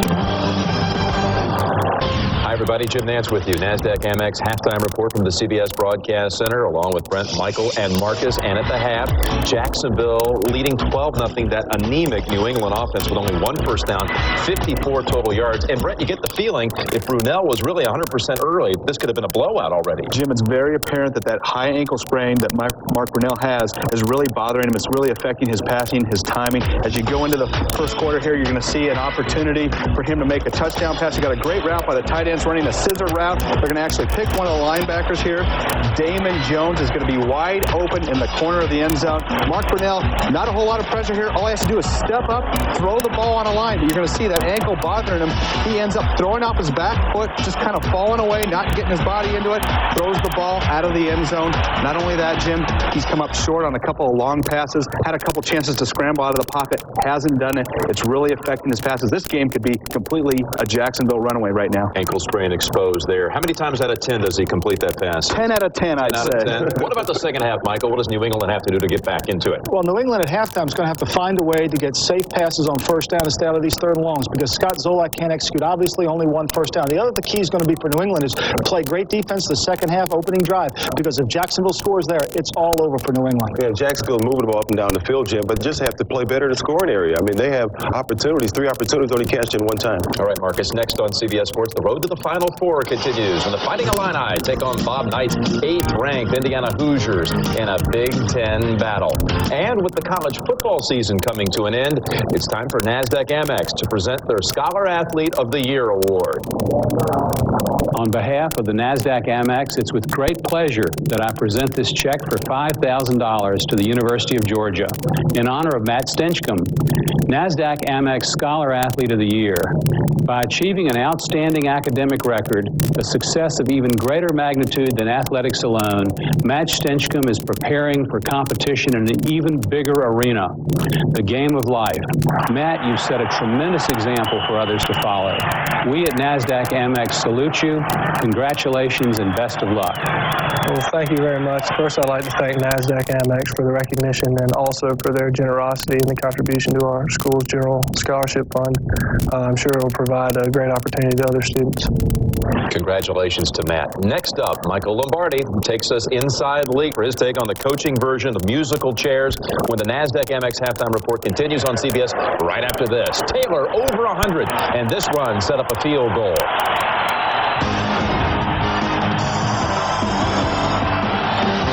back to the NASDAQ Amex halftime report. Time now for our weekly journey inside the league with Michael. And Michael, as we reported earlier on the NFL Today, CBS Sports has learned that our colleague George Seifert will become the head coach of the Carolina Panthers. The announcement tomorrow. He becomes now the first to fill a slot out of the magnificent 7 coaching vacancies. And nice accompanying music right there. What about George's staff in Carolina? What do you expect? Well, he's going to have to take some time. Ray Rhodes, the ex-Eagle head coach, certainly be a candidate for his defense coordinator, but he's a candidate in Seattle and potentially in Green Bay if Mike Holmgren were to leave. So also Pete Carroll, whose team's not playing very well in the first half, his job's in jeopardy. If he were to come available, George certainly would want to look to him. Of course, George was on just about every head coaching list. This is the first piece to the puzzle. Why was it such a perfect fit for Jerry Richardson, the owner down there? Well, I think it was a marriage made in heaven. Jerry Richardson got a quality defensive coach who can build a great program, and also he got him now. He didn't have to wait any longer for what was going to develop in the Mike Holmgren situation. And Pete Carroll, New England, what's the possible situation at the Patriots if Carroll is out? Well, if Pete Carroll were to lose his job, I would look for Bob Kraft, the owner of the Patriots, to look at Bill Belichick, the defensive coordinator of the New York Jets, and Chris Palmer, the offensive coordinator today in the game. Both guys worked at New England. Bob Kraft knows them very well. And what's the latest on San Diego with their vacancy? San Diego's got 3 guys that they're interested in. Marty Mortering, the offensive coordinator of San Francisco. Mike Riley, the head coach of Oregon State. They've already talked to him. And our own Terry Donahue is certainly a candidate. They expect to make announcements sometime next week. Another hot name still out there is Brian Billick, the offensive coordinator of Minnesota Vikings. What's the latest with Brian? Brian Billick interviewed in Cleveland this week. His name's mentioned all over. He would love to have the Seattle job. Baltimore's got him #1 on their list. And I'll tell you what, Jim, if he were to go to Baltimore, look for them to potentially trade for Brad Johnson, because wherever Brian Billick ends up, Brad Johnson's not going to be too far behind. With Randall so solid now, Brad Johnson to go with Billick. Hey, we've lost George Seifert. You're talking about Terry Donahue, maybe down to San Diego, and now another broadcaster yet maybe going over back to the pro football side behind the ranks, huh? You know, we talked about it a couple weeks ago. Detroit might be looking for a general manager. Well, they are. Matt Millen, the Fox announcer, he interviewed this week with William Clay Ford. I talked to some people, and he talked to them. He's going to make a decision sometime next week whether he's going to get in that side of the game of football, and certainly they would love to have him. So maybe Matt Millen to the Lions. All right, thank you, Mike. Later on the postgame show, we're going to have interviews from the Patriots-Jags game, plus a report on the 49ers-Packers NFC Wildcard game. Randy Cross is there, and we're hearing back to Garrison Hurst. Although it's going to be a game-time decision, the word around the locker room right now is he's expected to play. We'll have all the latest playoff news as well. We're going to rejoin Greg and Phil for the second half after this word from your local station. One more look at the one touchdown of the game. CBS Sports presentation of the NASDAQ Amex halftime report is sponsored by the NASDAQ Amex Market Group, the market of markets. Stadium in Jacksonville, our halftime score, the Jaguars leading New England by a score of 12-0. Greg Gumbel along with Phil Simms. We were just talking, this may be the ugliest half of football we have seen all season long, and this is the postseason. It's not supposed to happen this way. Yeah, you know, I got to disagree. It is the ugliest half of football we've seen all year. Look, the opportunities were there for both teams. They couldn't make the plays. New England, the offense, believe me, there were plays there to be had. They just couldn't execute them. If I'm Pete Carroll, I say, well, maybe they will, but I can't take that chance. I'm going to let my defense be a little more aggressive. They've had a little success coming after Mark Brunell, and it looks like Mark Brunell, the ankle is starting to bother him a little, so maybe you can make the Jaguar offense make a mistake. Well, the halftime stats will tell you exactly how ineffective the New England Patriots were. Just 1 first down in the first half for New England. Third down conversions, 0 for 7, and they had the ball about 9 minutes less.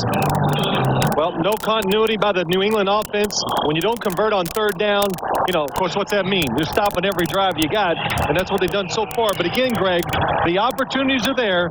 Scott Zolak's got to settle down and make a few plays when the receivers are open down the field. And he missed some plays, and his receivers dropped some balls when the ball was there.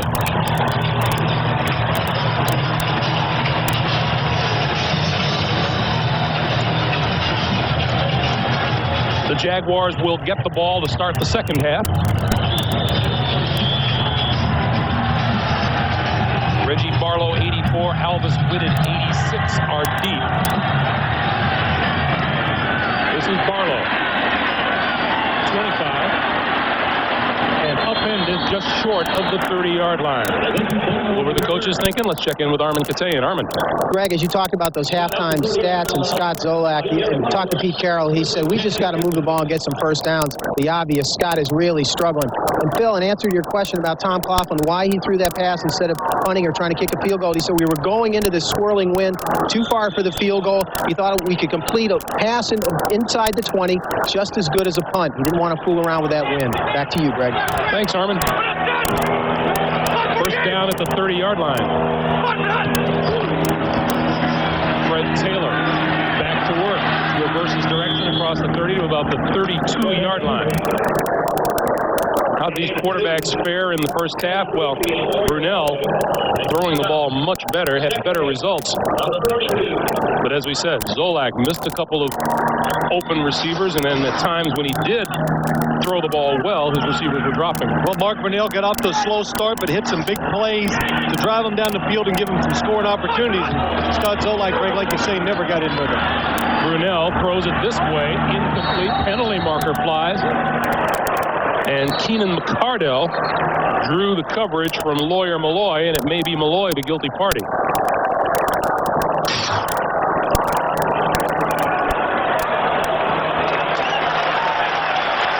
It will go against the Patriots, and it's not the way Pete Carroll wanted to start this second half. Illegal use of the hands to the face. Number 21 defense, 5 yards, first down Jacksonville. It is Steve Israel and not Lawyer Malloy. Well, Greg, right away, the first passing opportunity that the Jaguars go into, New England thinks they're going to throw the ball. They blitz. They try to get after Mark Brunell. People are coming free when New England's blitzing on this Jacksonville offense. So maybe you keep taking those chances, you make the Jaguars make that mistake.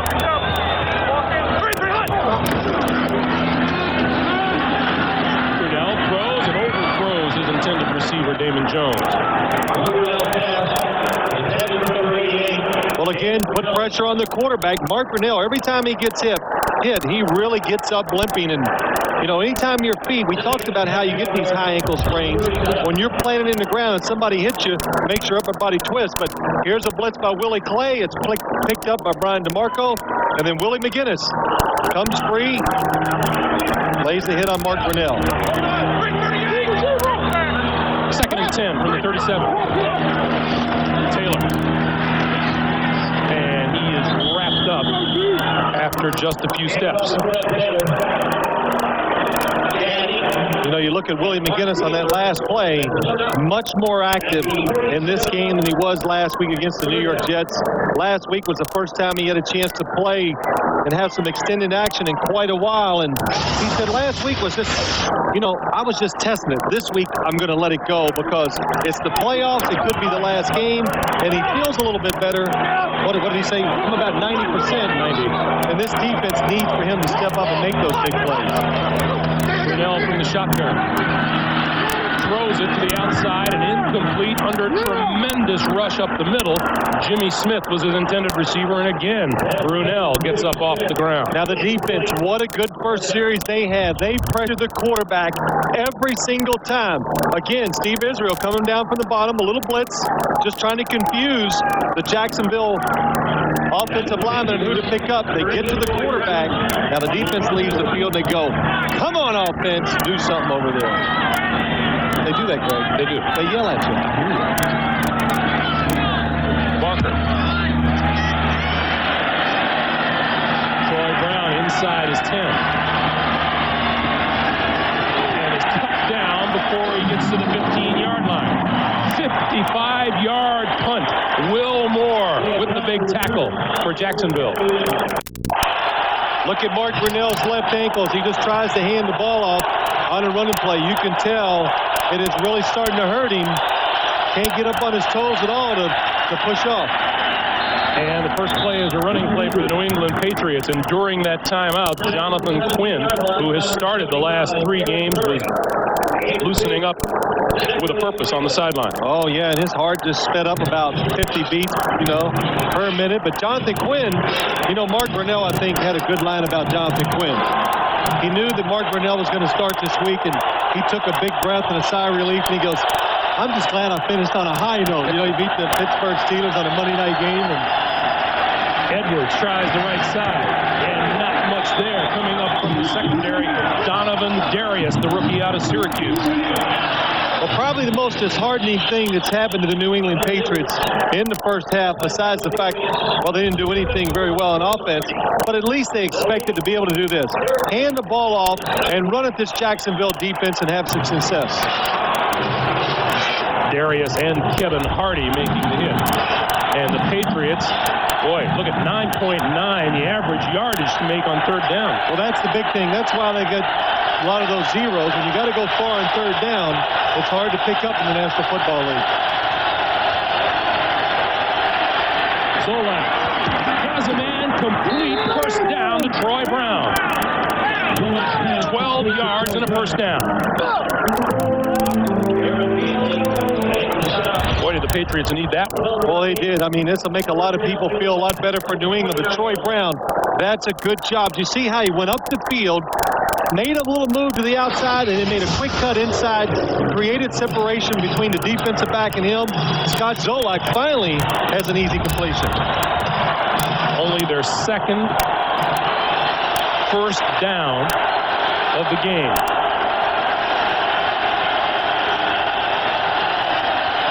Zolak goes back to the air. Quick toss this side. Tony Simmons. And Simmons pushed out of bounds past the 40 to about the 42-yard line. That'll be enough for another first down. Well, this is a good job between Scott Zolak and Tony Simmons. Look, Chris Hudson's going to come. Nobody gets there. Well, the back sees him coming, but Scott Zolak, he's not sure, so he makes the adjustment, throws the ball quickly to Tony Simmons. They pick up another first down. So, in the first half, one first down. Zolak picks up 2 here in the third quarter. Edwards. Not much on the right side, maybe a yard. Now, you know what some people were thinking? Well, they must have made some adjustments at halftime. No, they didn't. The coaches went in there and said, look, it's there. Make the plays. I mean, we're pros. We do it all week in practice.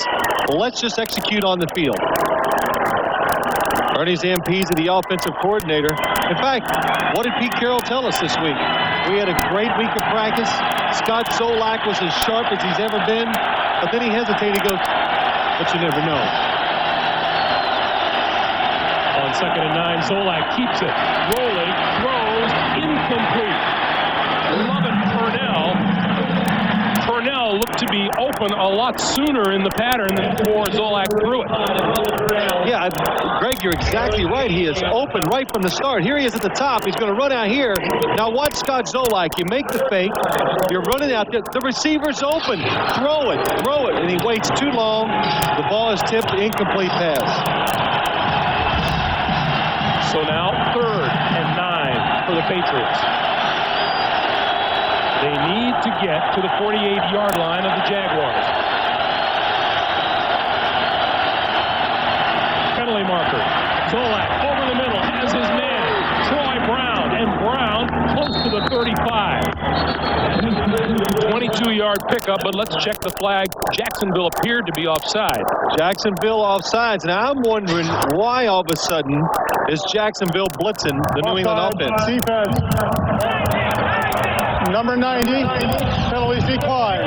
Here comes the blitz. Tony Brackens takes that step forward, crosses the line of scrimmage. But look at the blitz. Dave Thomas is coming in.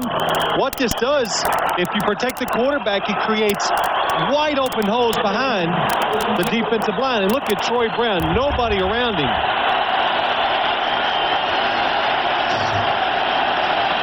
Eighth play of this drive, 5 wide receivers, and now Edwards comes back into the backfield. Zolak, near side, complete, and Lovett Purnell meets up with Dave Thomas over here on the near side of the field. Now you see, this is what can happen. You get a couple first downs. Now the offense can. Ernie Zampese said, well, let's loosen things up. Shotgun first down, 4 wide receivers. Now you're on the sideline. Lovett Purnell makes the catch. Ooh, then the hit.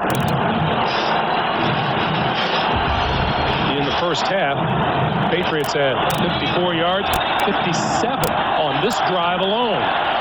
As the New England offense has come alive here in the third quarter. 9:10 to play. 2nd and short. Zolak throws, complete. And Shaun Jefferson has enough for the first down. It's like night and day, Phil. First half to second half for New England's offense. Kind of amazing, isn't it? You know, and of course, they're going to go home after the game and all the people, well, why didn't you do that in the first half? Well, you know, if you could do that all the time, then you wouldn't lose any games. 3 first downs on this drive.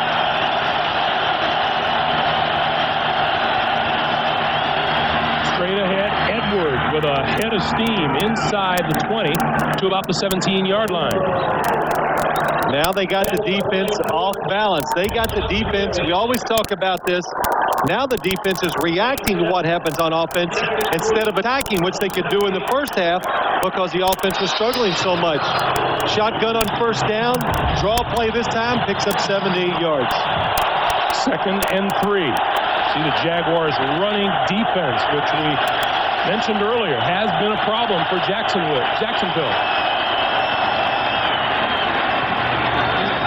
About the 15, about the 14-yard line. And those are pigeons flying down there in the Jacksonville secondary. Yeah, look at that. They're right behind the line of scrimmage. And these guys, they don't care. You know what happened is they seeded the field with some rye seed. And these pigeons are down there just tearing it up. Meanwhile, they have no fear written across their feathers. You know, Greg, they can't fly away. They have been eating since we got here at the park today.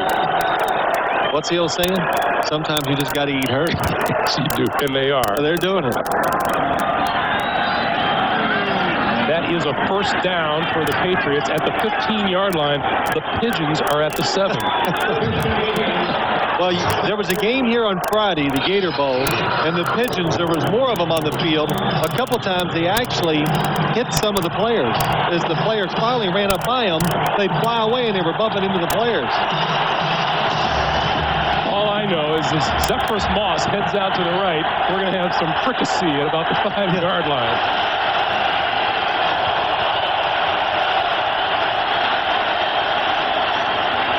Zolak for the end zone. Caught by Ben Coates, but out of bounds.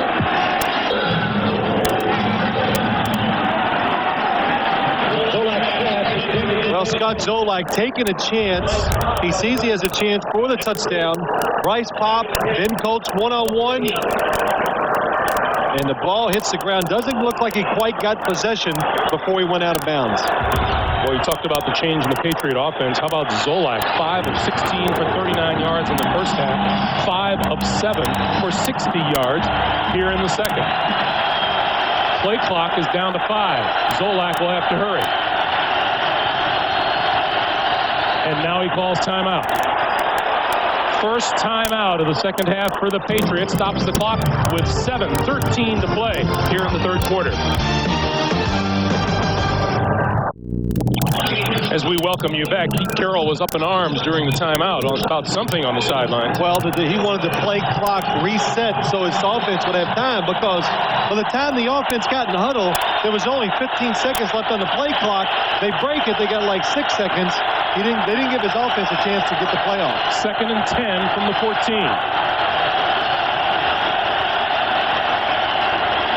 Zolak throws complete, 10 inside the 10. And Troy Brown with the reception.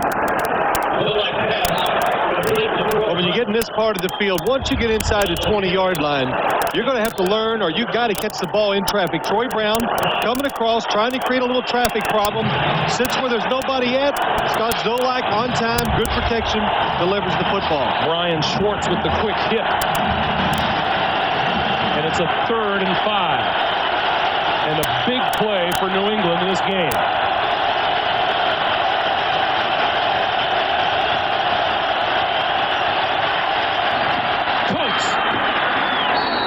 To the goal line, short of the goal line, but that'll be first down for New England. Well, that is a good job of this offense. I tell you, I mean, first off, again, pressure on the quarterback. They protect Scott Zolak.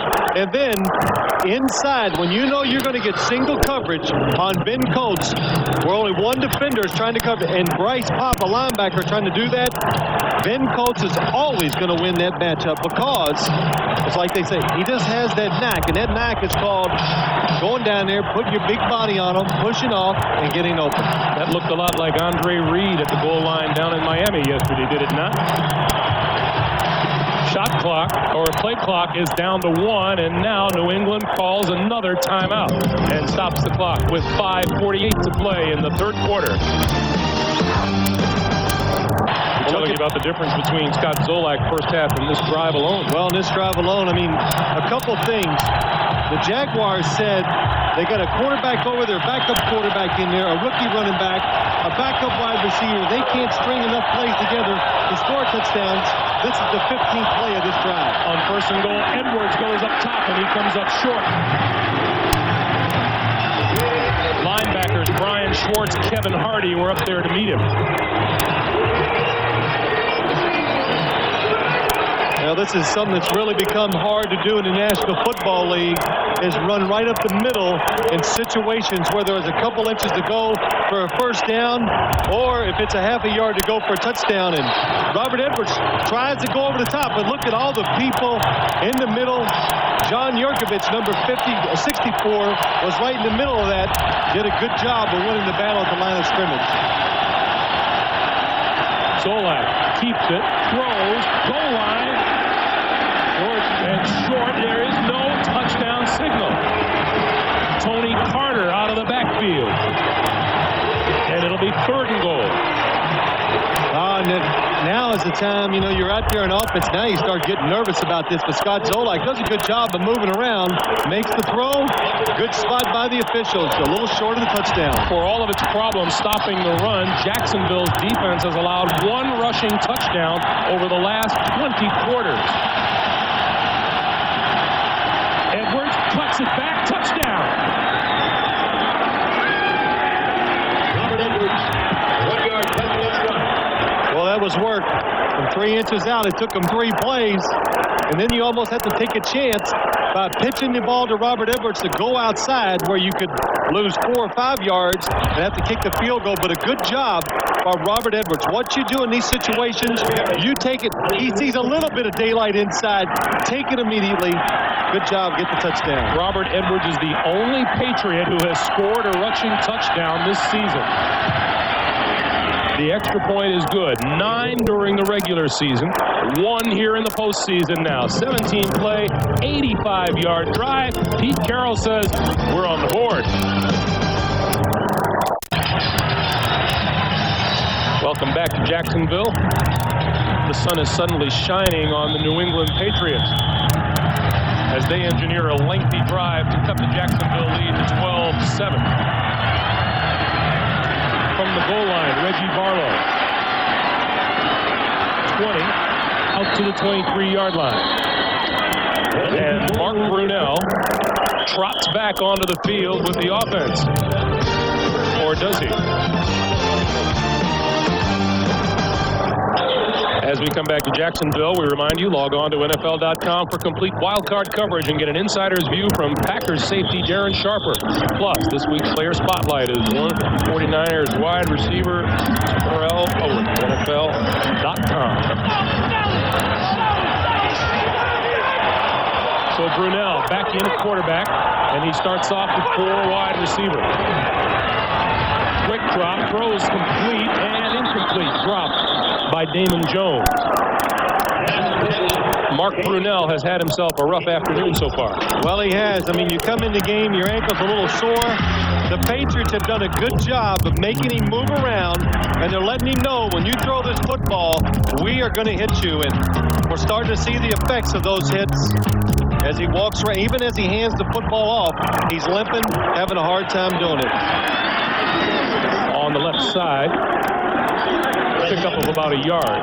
And there's no question. I've noticed a difference in the Patriots defense in the second half in the defenses that they're calling, being more aggressive. And Pete Carroll told us last night, if Mark Brunell looks like he's having trouble, he starts to limp around, we are going to get after him, try to hit him, see if he'll make those mistakes, but really to make him run, because he can't.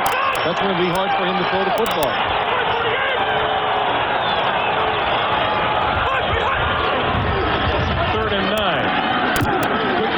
Is complete, but that will be well short of a first down to Jimmy Smith.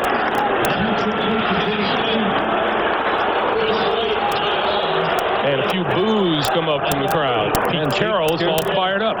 Well, I tell you, he should be fired up. I mean, everything that they could do wrong, they did in the first half. They go off the field, they're down 12-0.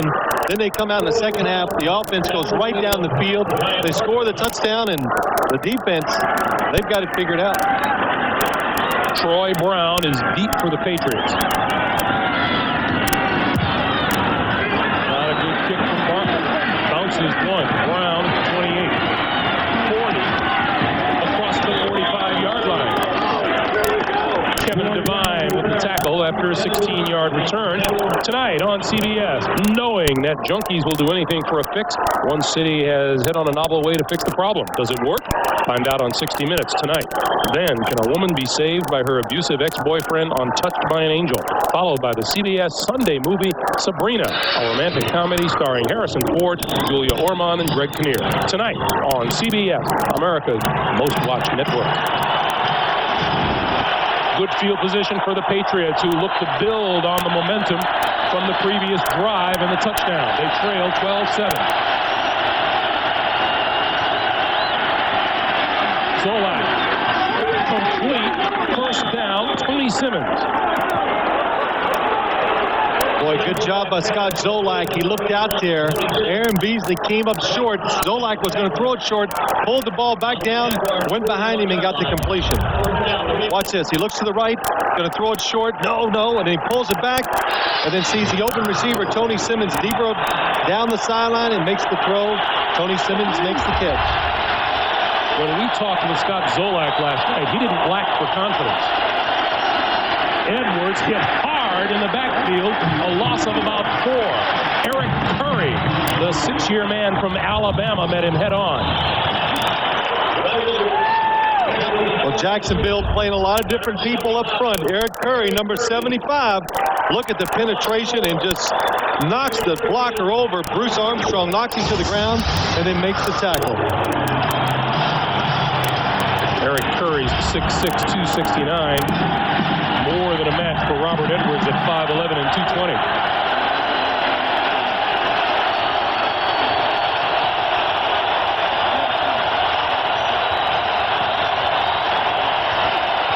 Zolak throws near side, has his man, and that's Simmons. Simmons out of bounds after making first down for New England again. So the Patriots come back from the loss of yardage to click for another first down. Well, Scott Zolak, he's hot. He is hot. He's throwing the football with accuracy. And look at this. Dave Thomas goes to knock the ball down, but because of the accuracy and the speed that Scott Zolak puts behind this football, gets it by the quarterback before he can make the play. So now to the 28-yard line of Jacksonville. Clock coming up on 1 minute to play here in the third.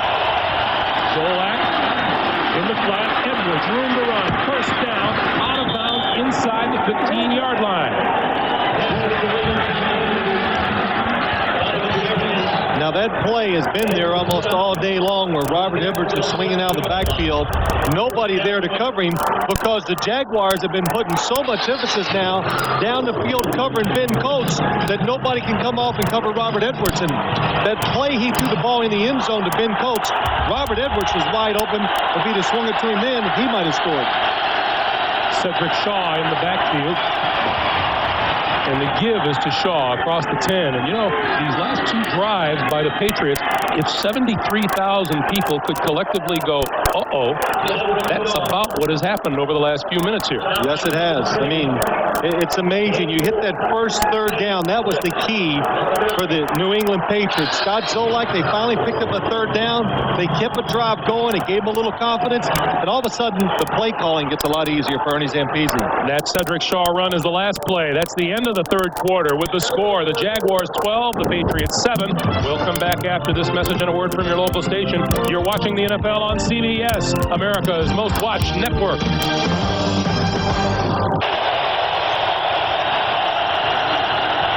Second down for the Patriots.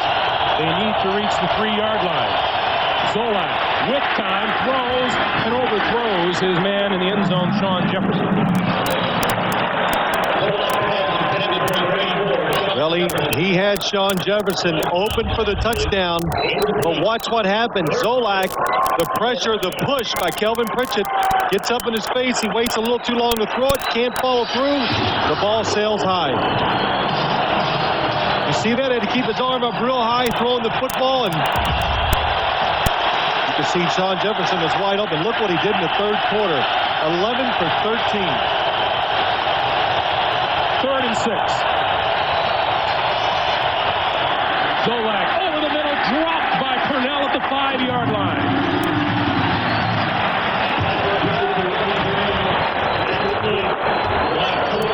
Boy, this time they clear it out inside. The Patriots use a formation, get some motion. Everybody goes up the middle. You can see the receivers. Lovett Purnell is open. He's going to pick up the first down, but he doesn't make the catch. If you play in the National Football League, you got to hold on to that. Yes, you do. And then some of the offensive linemen for the Patriots were yelling at him, catch the ball after the play was over. 27-yard field goal attempt by Adam Vinatieri. And it's good. So the Patriots, coming alive here in the second half, have closed the gap to 2 early in the fourth quarter.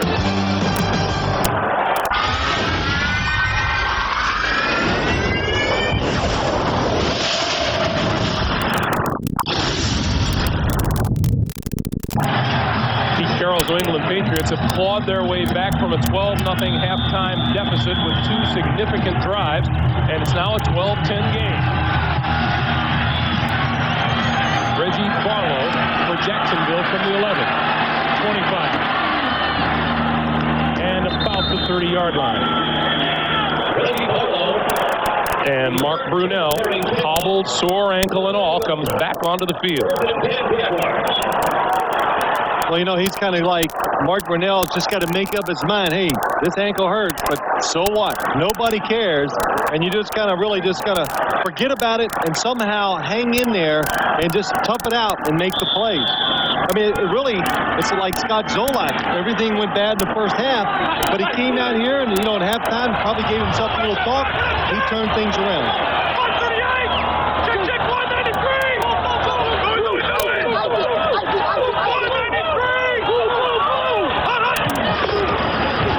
Quick drop, throws down the sideline, complete and incomplete. Jimmy Smith had it and blocked it. Here's what happens. Mark Brunell checked off to a short pass play. New England was going to blitz. Instead, watch this. The corner comes up. The safety is behind him. Ty Law comes up. The safety's got to get over there a little quicker. Oh, and Jimmy Smith might have dropped a touchdown pass. But they heard Mark Brunell checking off, so they really had a double coverage on Jimmy Smith, but they weren't quick enough getting to him.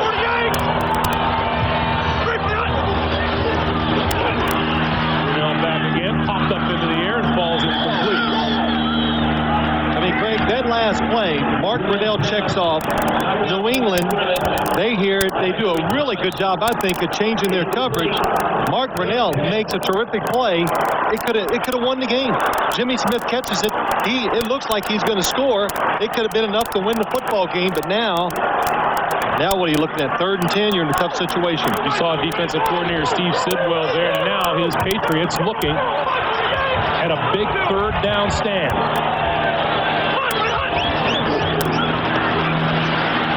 Brunell over the middle, wide open, complete to Pete Mitchell.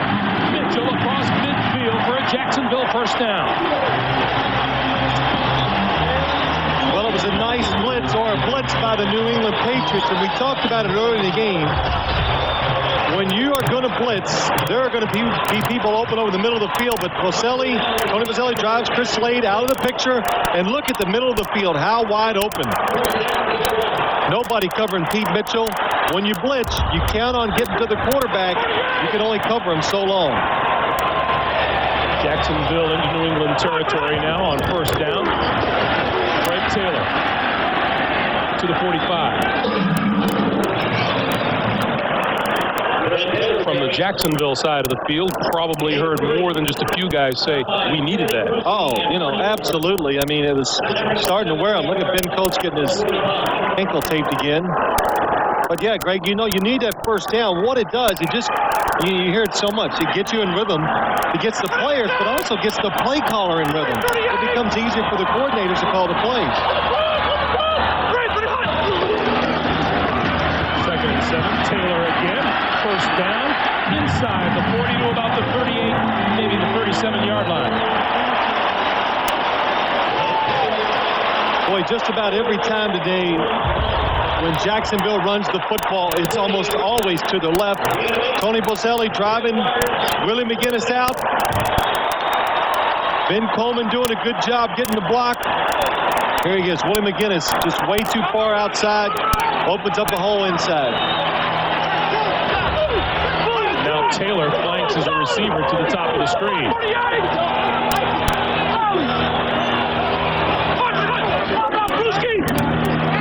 Brunell going to go for it all. Jimmy Smith down the sideline. Touchdown!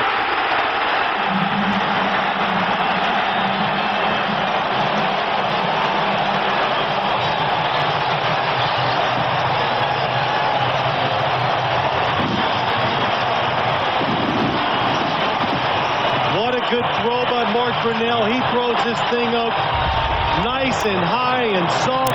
Ty Law on the bump against Jimmy Smith. It's the speed of Jimmy Smith, and he just outruns Ty Law to the football.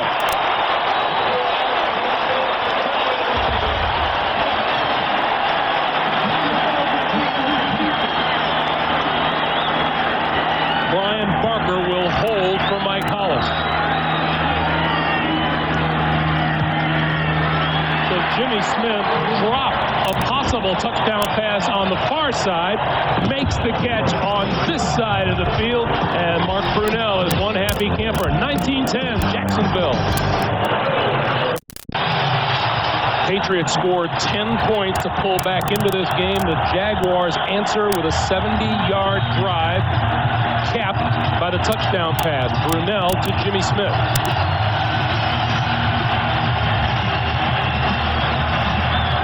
Derek Cullors from the 9. And down at the 22-yard line. And let's go back to the touchdown. Well, let's look what happens. Here they are down at the middle, the bottom of the field. Jimmy Smith against Ty Law. Just watch the speed of Jimmy Smith. Look, they're even. They're even. The ball's in the air. And now Jimmy Smith turns it on and just gets in front of Ty Law to make the catch. I mean, that was something Ty Law said to us last night about Jimmy Smith. He is so fast. Now, Mark Brunell is going to be happy about that throw and catch, that's for sure. But he says Jimmy Smith has so much speed, you don't want to get what he calls stacked. That means you get behind the receiver and he's running down the field. The only thing you can do really is have pass interference to stop the, to make it incomplete. So Zolak fakes the run. Wait, throws this side. Carter eludes a tackler and out of bounds at about the 25-yard line.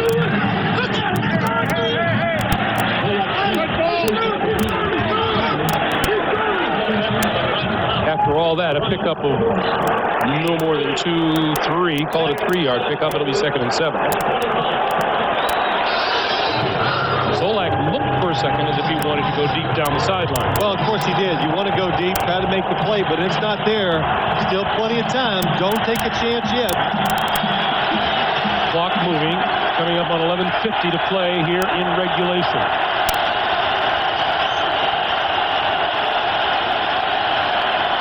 Zolak little bit of a stumble, throws this side, and it is complete to Shawn Jefferson. And that should be enough for a first down. Boy, good throw by Scott Zolak under pressure, hangs in there and makes that tough out throw to Shawn Jefferson. Bryce Pop, number 95, he's coming in to the back of the quarterback. Max Lane stepped on his foot. Bryce Pop almost knocked the ball out of his hands, but he hangs in there and makes the throw.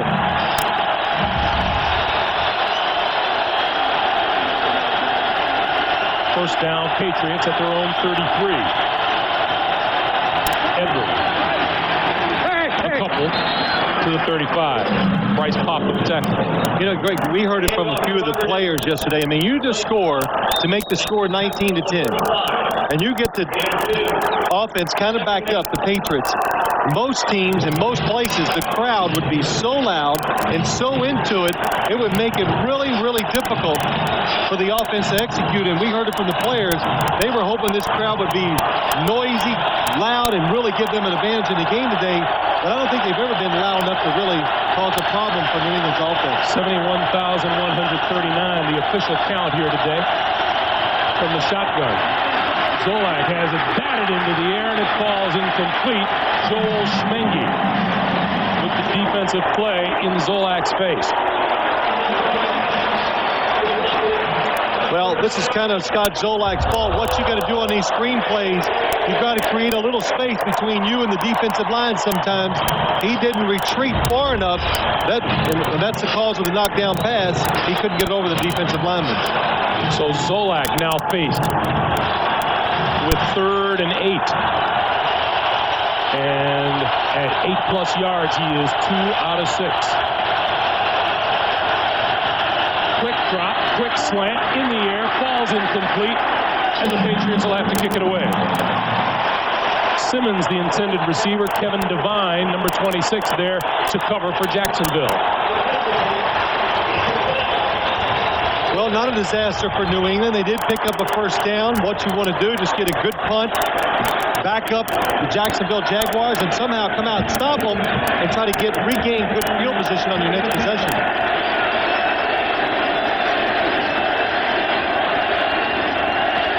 The fans just may be chanting Reggie Barlow, who is deep.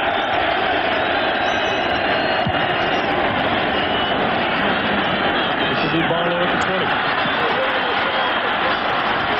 30 to the 33-yard line. And we have a stoppage of play with 10:15 to play here in the fourth quarter. Jacksonville with the football when we come back.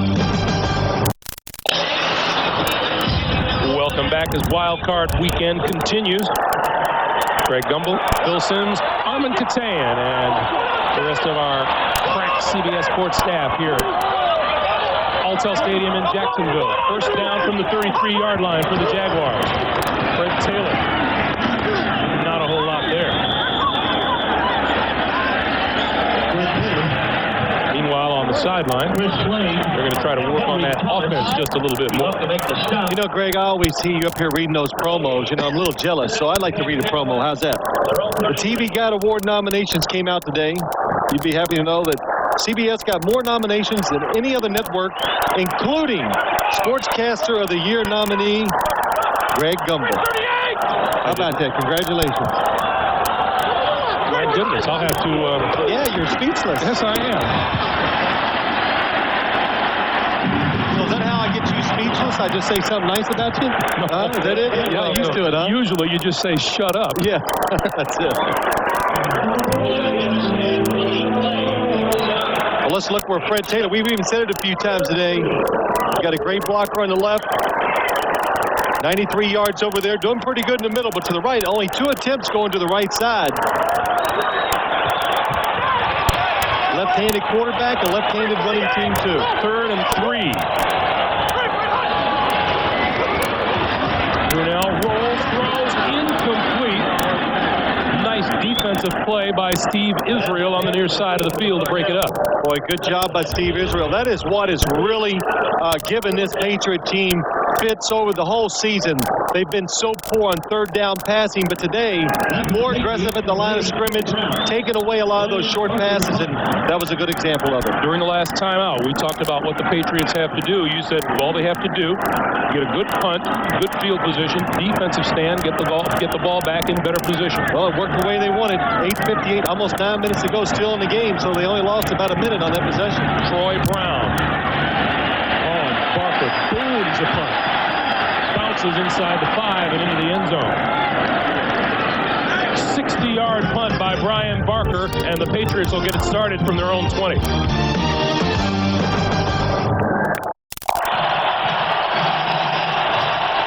The New England Patriots have lost the last 5 playoff games that they have played away from home. They would dearly love to not make it 6. They'll start it off on the ground, and Robert Edwards straight ahead. Kevin Hardy with the tackle. Kevin Hardy has been in on so many defensive plays today for Jacksonville. 2 guys that have really played well in this Jacksonville defense. Kevin Hardy, number 51, is doing a good job of running around, making those tackles. And the other guy, number 64 here, John Yurkovich, has really done a good job of just plugging up the guards and the centers, letting the linebackers run around and make those tackles. Yurko, what a delight he is to talk to. Anytime. Yeah, he is. He says, I owe this good body to a lot of calisthenics and roughage. That's what does it for him. Zolak over the middle, complete. Sean Jefferson, and Jefferson has enough for a Patriot first down. Good job, Sean Jefferson. He is the speed receiver for the New England Patriots. When he runs down the field, you got to give him some cushion. And this time, you can see the cushion that Dave Thomas gave him about 5 yards behind him. Now let's watch Yurko. That's his nickname. This is what he is as a pass rusher. He just pulls straight ahead and he occupies people. He's not much in that move department, you know. But that's why he's a good run stopper, because he just kind of anchors down in there and you can't move him. So it takes 2 people.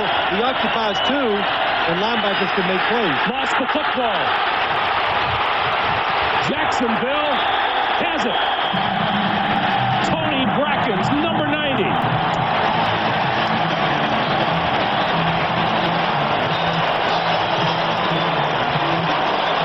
Joel Schmengi, number 99, the man who forced the fumble. Well, Scott Zolak, let's watch. He has time to throw it. Here's Schmengi down at the bottom.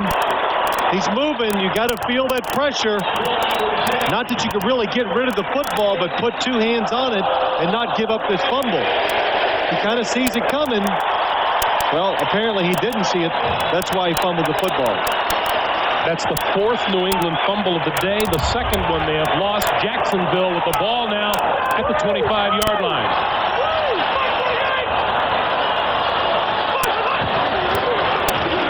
Taylor, right side, pick up about 4 to the 21.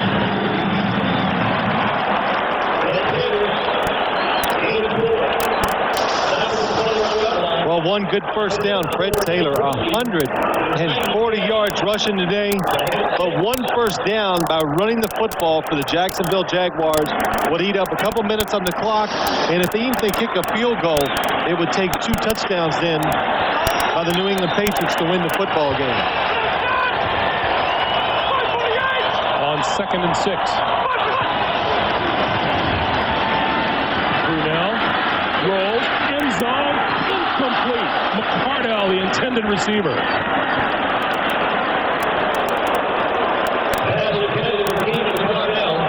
Well, that was good defense by the New England Patriots.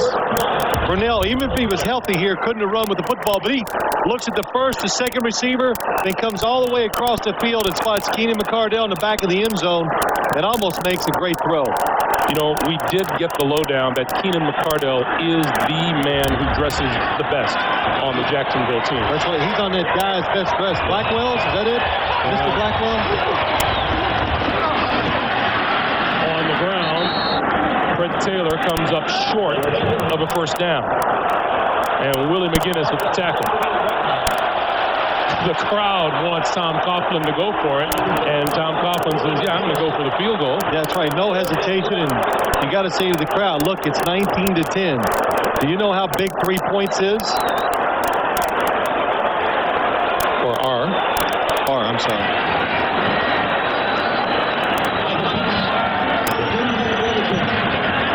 Hollis has been good from 35 and 24. This is a 34-yard field goal attempt. Barker with the setup, and the kick is good. Barker scooped it off the turf. Boy, that was a good job by Barker. Watch the snap. It's a little low and to the outside. Just stops it with both hands. And they just, and he doesn't even get it down. And Hollis just kicks it through. And a helicopter goes through the goalpost. Oh, and they know, hey, we got away with a good one there. Good job by Mike Hollis. Just going ahead and kicking the football. Don't hesitate. Well, we want to remind you the postseason continues next weekend with the NFL on CBS, with the Super Bowl champion Broncos hosting either New England or Buffalo at 4 o'clock Eastern on Saturday. And the AFC East champion New York Jets host either Jacksonville or Miami at 12:35 Eastern time on Sunday. The AFC divisional playoffs only on the NFL on CBS. And it all begins both days with the NFL Today on CBS, America's most watched network.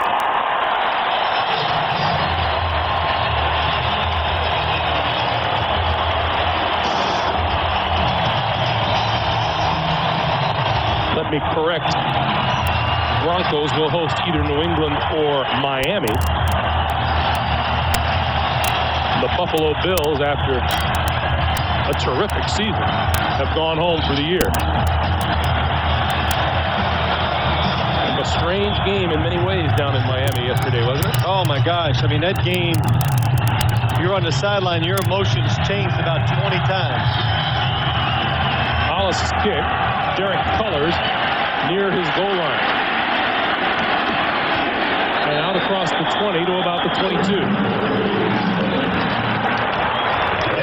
Well, I think the one thing we found out about yesterday's game is that Jimmy Johnson, when you're playing against him, which is kind of his reputation, and because I had a chance to play against him many times in big games, and when he won all those won the 2 Super Bowls with Dallas Cowboys, he will take a chance in the big games, in the kicking game, on any side of the ball, and we saw it with the onside kick yesterday.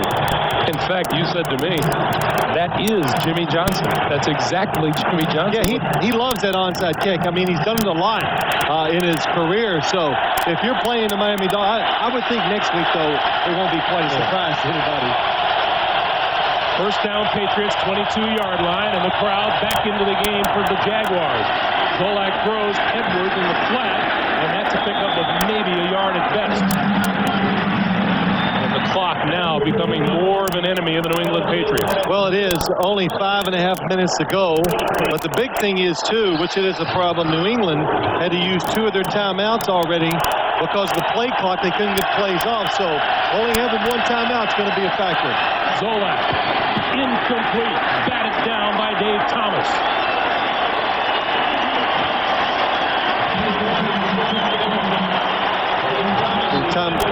Timeout. Jacksonville still has 3. New England 1. Watch Dave Thomas, number 41. Read the receiver. He stops. Good break on the football. Scott Zolak just a second late with the throw. And now it's 3rd and 9. And the Patriots 2 of 7 from distances such as this. Complete to Cullors out of the backfield across the 35, and that's enough for a first down. That's a 13-yard pickup. And that's Donovan Darius. Slow getting up in the secondary. Well, this is a nice play by New England. Cullors comes out of the backfield. It's a perfect throw as he's shifting the ball to get a better handle on it. He almost fumbles. Now Darius, keep in mind, started the first 14 games of this season, has missed the last 2 with a strained hip, groin, abdominal ailment. Tom Coughlin said, well, we're going to give him a shot at going and getting the job done today, but maybe one of those ailments has come back to haunt him. Didn't practice us much this week. Practiced on Friday, and you know, he was the draft pick down here from Syracuse, and Tom Coughlin said we drafted this guy to be an impact player, and from the safety position, he has been an impact player for their defense this year. working that right arm. Darius, the 25th player selected in the draft. And he says, you know, he's a hitter. He can cover. He can do all the things you want from a safety nowadays. And he said, growing up, man, my two idols were Ronnie Lott and Steve Atwater. So he tried to play a lot like him. First down, New England. Their own 36. Zolak throws far side and overthrows his intended receiver, Troy Brown, who was wide open.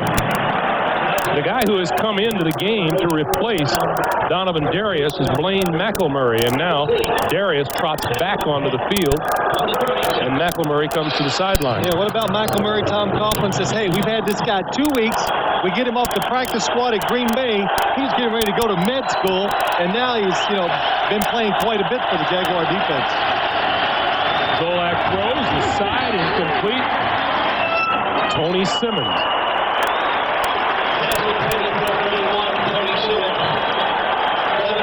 And you can feel the Jacksonville defense kind of regaining a little momentum now. Yeah, it has. And I tell you, I thought maybe if you were suspect on this defense, they've been getting hit by the running plays up the middle. But people always think they can pick on the Jacksonville corners throwing the football. But today, Aaron Beasley and Dave Thomas have both played very well. Huge play here for the New England offense. 3 out of 8 in long distance third down attempt. Over the middle, incomplete. And Zolak, as he has done a couple of times that day, threw it pretty hard on a short yardage pass. Well, we saw it last third down, the exact play going to the right. So they switched the formations. They do it to the left, but Kevin Hardy really did a good job of staying in position. Watch this throw. Hits the top of the helmet of Derek Cullors. Yeah. So on 4th and 10. Jacksonville's defense looking to put this one away right here. Zolak on the move, throws across the field, and whistles are blowing. There's a penalty marker down on this play, and that interception will not count.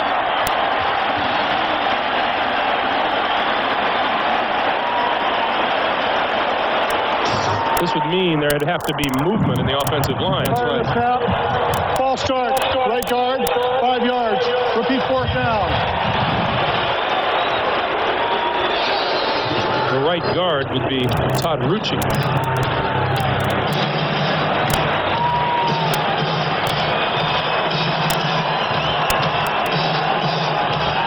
So now Zolak will look at a 4th and 15.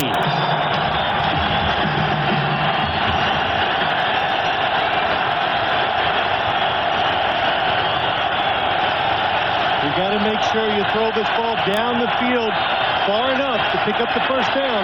A 3-man rush, and it gets to Scott Zolak.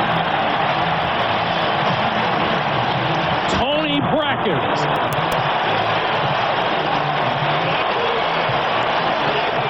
Well, the big playmakers have made the plays today so far for Jacksonville on offense and defense.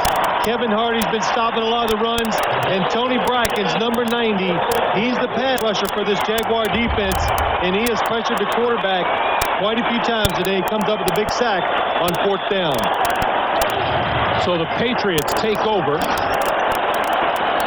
at the 20-yard line with less than 4.5 minutes to play. Or the Jaguars, excuse me.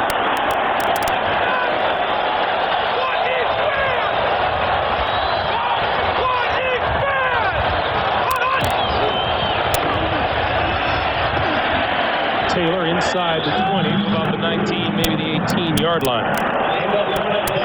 As the clock continues to move, we remind you, Jacksonville victory here means the Jaguars will travel to the Meadowlands to play the New York Jets next weekend and send the Miami Dolphins to Denver. The Miami-Denver game, 4 o'clock Eastern time, Saturday here on CBS. And then Jacksonville and the Jets, the early game Sunday.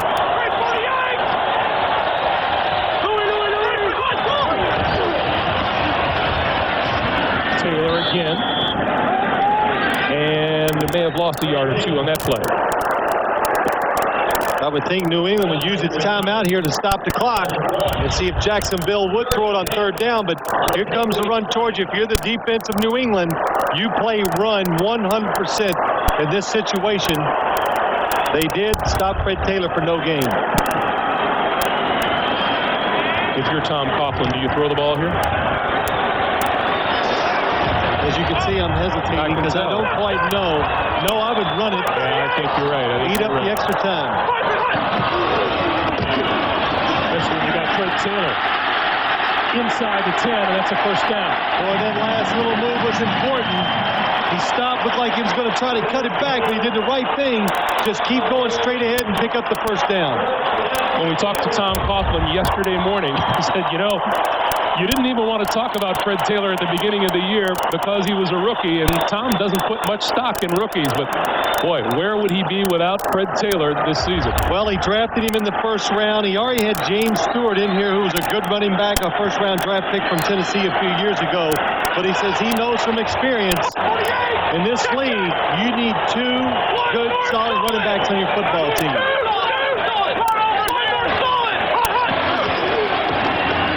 Taylor wrapped up before he got to the 10-yard line.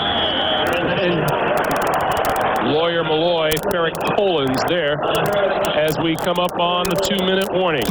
2 minutes to play in this playoff game in Jacksonville, and it's all Jaguars.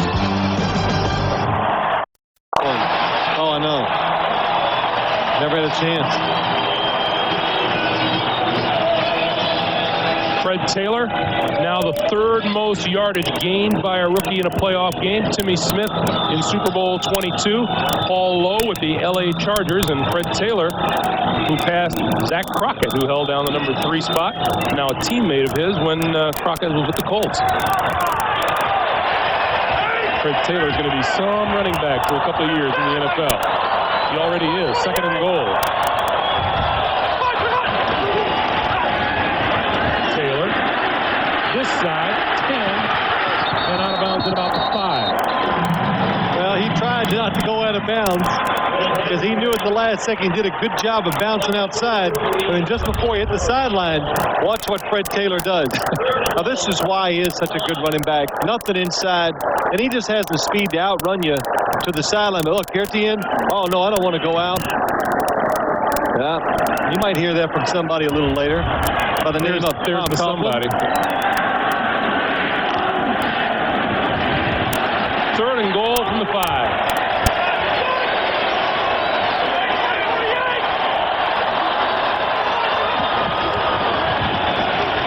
Again, Taylor to the 3.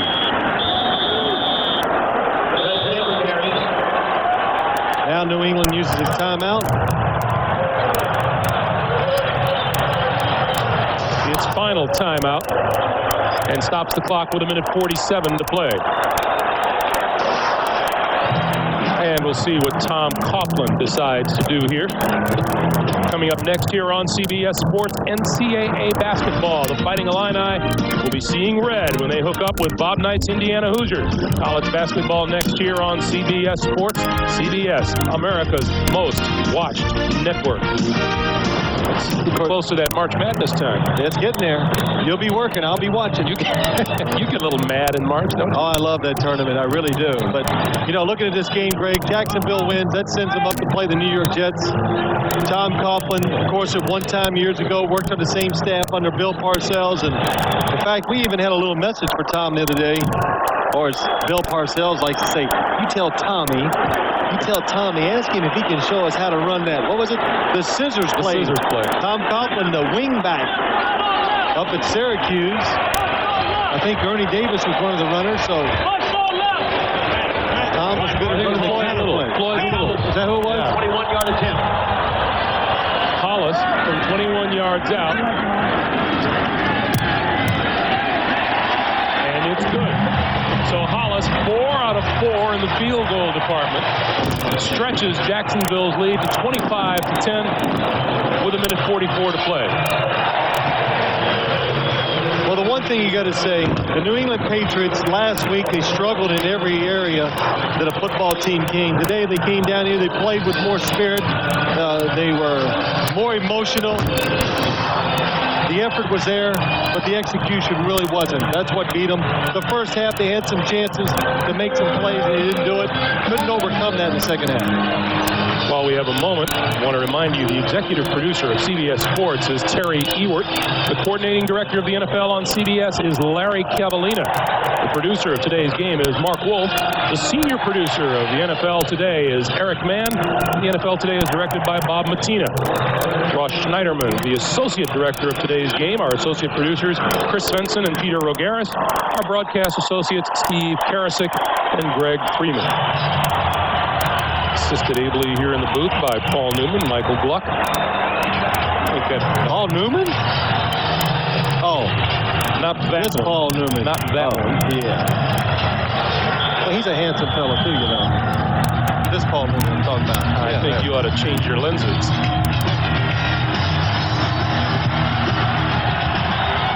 Hollis's kick is a short one. And this is Cullers. And Cullers twisting away from a couple of tacklers, but it's finally brought down close to the 25-yard line. So with Jacksonville on the verge of victory here today, here is what happens. Next Saturday, the Miami Dolphins travel to Denver here on CBS.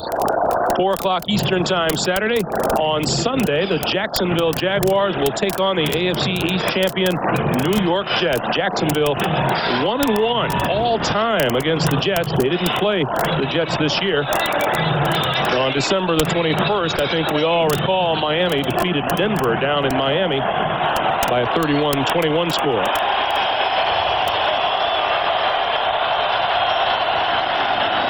Zolak from the shotgun.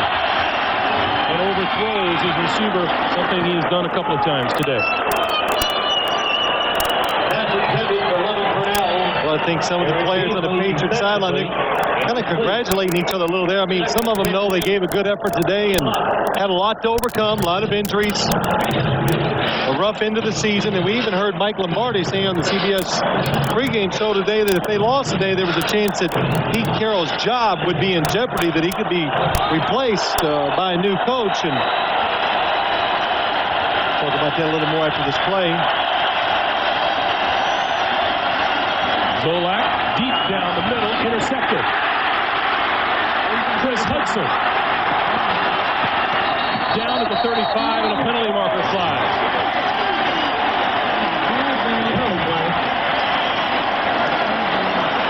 Well, you're down by 15 points, a minute 19 to go.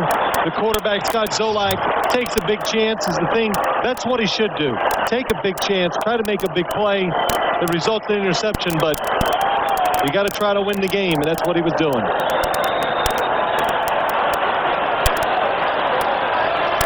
After the interception, holding 96 of the return team, 10 yards, first down Jacksonville. That's Fernando Smith. Watch goes Scott Zolak looking down the middle of the field. Tries to stick the ball into Deshaun Jefferson, but Chris Hudson, he knows the situation, laying back there just waiting for the ball to be thrown, and then he reacts to it. Well, you were talking about coaching possibilities. There was more than just a little unrest in the Boston area amongst the media and fans after the loss last week. A lot of that was created by what some of the players said after their loss to the New York Jets, that we were outplayed, outcoached. And, you know, first off, that something can never happen. You can't have the players voicing their opinion because you know what? Their opinion doesn't count. You can only have one boss of the company, and that has got to be the head coach. When you get any other outside forces, it really undermines the coach and the organization. And, you know, just talking about Pete Carroll, I just can't imagine that they would replace him as coach. All the adversity, what they went through this year, the injuries, they still got to the playoffs. I know it wasn't a great season. Everybody expects them to go to the Super Bowl, but I think it's something they can correct, get a few of the problems straightened out, and they could be back in the hunt again next year. Well, New England owner Bob Kraft has steadfastly refused to comment on the status of Pete Carroll until after the season is over. For the Patriots, that's about 23 seconds from now. Well, of course, that just puts a little more fuel to the fire and brings speculation by players. It puts questions in their mind, which you don't want, but it really gives the fans and the media a lot of question marks. 9-7 season. They lose the playoff game here. And we're done. For Phil Simms and Armin Katayan, I'm Greg Gumbel, and that's it from Jacksonville. Once again, our final score, the Jaguars 25 and the Patriots 10. Stay tuned now for the American General postgame show. Jim Nantz, Marcus Allen, Brent Jones, and Mike Lombardi will have highlights and postgame interviews, and Randy Cross will preview the Packers 49ers NFC Wildcard matchup from San Francisco. That's coming up right after these messages. This is the NFL on CBS, America's most watched network. The American General postgame show is sponsored by the American General Financial Group. Live the life you've imagined. And we welcome you to our studios in New York to the American General postgame show. Jacksonville wins and advances. Divisional round next for them against the Jets. Meanwhile, Miami will go out to Denver. Let's go back live now to Alltel Stadium, and Armin Katayan is standing by live. I'm with Mark Brunell. Mark, the Jaguars lived up to their nickname today, scratching and clawing to first big home playoff win. It was a big game for us. We knew coming in that we were facing a tough opponent in the Patriots, and they played good defense. They made some plays, and we were fortunate to have some ourselves. And the guys played hard. We really worked hard today, and it's nice to have our first home victory in a playoff game. A little out of rhythm. It looked early. How was the leg? How difficult was it to play on that ankle? Well, it was a little difficult. It was a little sore coming in, but I was able to move around a little bit. As the game went on, it started feeling all right. The footwork wasn't something I need to work on this week, but I feel good about our chances this coming week. We're going to work hard, have a great week, and go try to beat the Jets. Speaking of which, a tall order in New York next week. Probably the hottest team in the AFC, the New York Jets. No question, and they are tough. And we've been in this situation before, facing a hot team on the road, and the guys in that locker room are going to have a lot of confidence going into New York. So it's going to be two very good football teams playing each other. So and the best team's going to win. So we're looking forward to it. Thanks very much, Mark. Great game. Jim Nantz, back to you in New York. All right, thank you, Armin. Nice job there. We're joined here by Brent, Marcus, and Michael. Jets will host the Jags next week. And you noticed that Brunell was really starting to play a lot like the old Mark Brunell there at the second half. Yeah, it was nice to see him bounce back the second half. Courageous showing today by Mark Brunell. He was really struggling in the first half, throwing off his back foot a little bit. But here, the big throw of the game, you see him actually transfer his weight onto his front foot, move those hips, get his body into it, lays it up perfectly for Jimmy Smith to make that touchdown catch. He made a couple of big throws in the second half, and this week off is going to be great for Mark Brunell. I think he's all ready to go next week for the Jets game. And there's been speculation that if Pete Carroll lost here, his job could be in jeopardy. What do you think, Mike? Well, Jim, as Phil Simms said at the end of the commentary, at the end of the broadcast there, a lot of players complained last week after the loss to the Jets. Today's game, they made a little bit of a comeback. Bob Kraft needs to determine whether this team has a Super Bowl look to it, if Pete Carroll can lead them that way. And my feeling is I don't believe that. I think Fred Taylor's showing everybody why he's one of the best rookies in football. 162 yards a day. He wasn't awed by the first playoff game, that's for sure. And Robert Edwards, meanwhile, was held only 28 yards. I don't understand on Carroll, though. 2 years, takes him to the playoffs both years. This year goes into the playoffs without Drew Bledsoe, and people are out for his neck. It just doesn't seem to fit. All right, let's show you now the AFC playoff picture. Miami at Denver. That'll be Saturday right here on CBS. They will meet again. Marino and Elway. The Dolphins defeated them now just 2 weeks ago down there at Pro Player Stadium. And on Sunday, we'll be here 12 noon Eastern time for the NFL Today. Then the Jags and the Jets will meet from Giants Stadium, and Tom Coughlin and Bill Parcells. Coughlin used to be on Parcells' staff. In fact, was there when they won the Super Bowl in 1990. What do you think about that matchup? I don't think Jacksonville matches up very well to the Jets. Jacksonville lacks speed in the secondary. They can't rush the passer. The Jets will spread them out, make plays in the passing game. I don't think it's the matchup that Jacksonville really would want right now. Well, Marcus has been harping all year long on Miami getting their passing game going. It looks like it's starting to go a little bit. Some of those receivers are actually stepping up, making some plays. That's where you have to attack Denver in the secondary. I want to remind everyone that coming up next on CBS, Big Ten basketball action, Illinois against number 8 Indiana. Vern Lundquist and Billy Packer will be there shortly with the call. That's coming up next here on CBS. When we come back, we're going to go out to San Francisco. Our Randy Cross is standing by with a report on that NFC Wildcard game. So we look one more time now at Fred Taylor, the rookie today, 162 yards and a touchdown.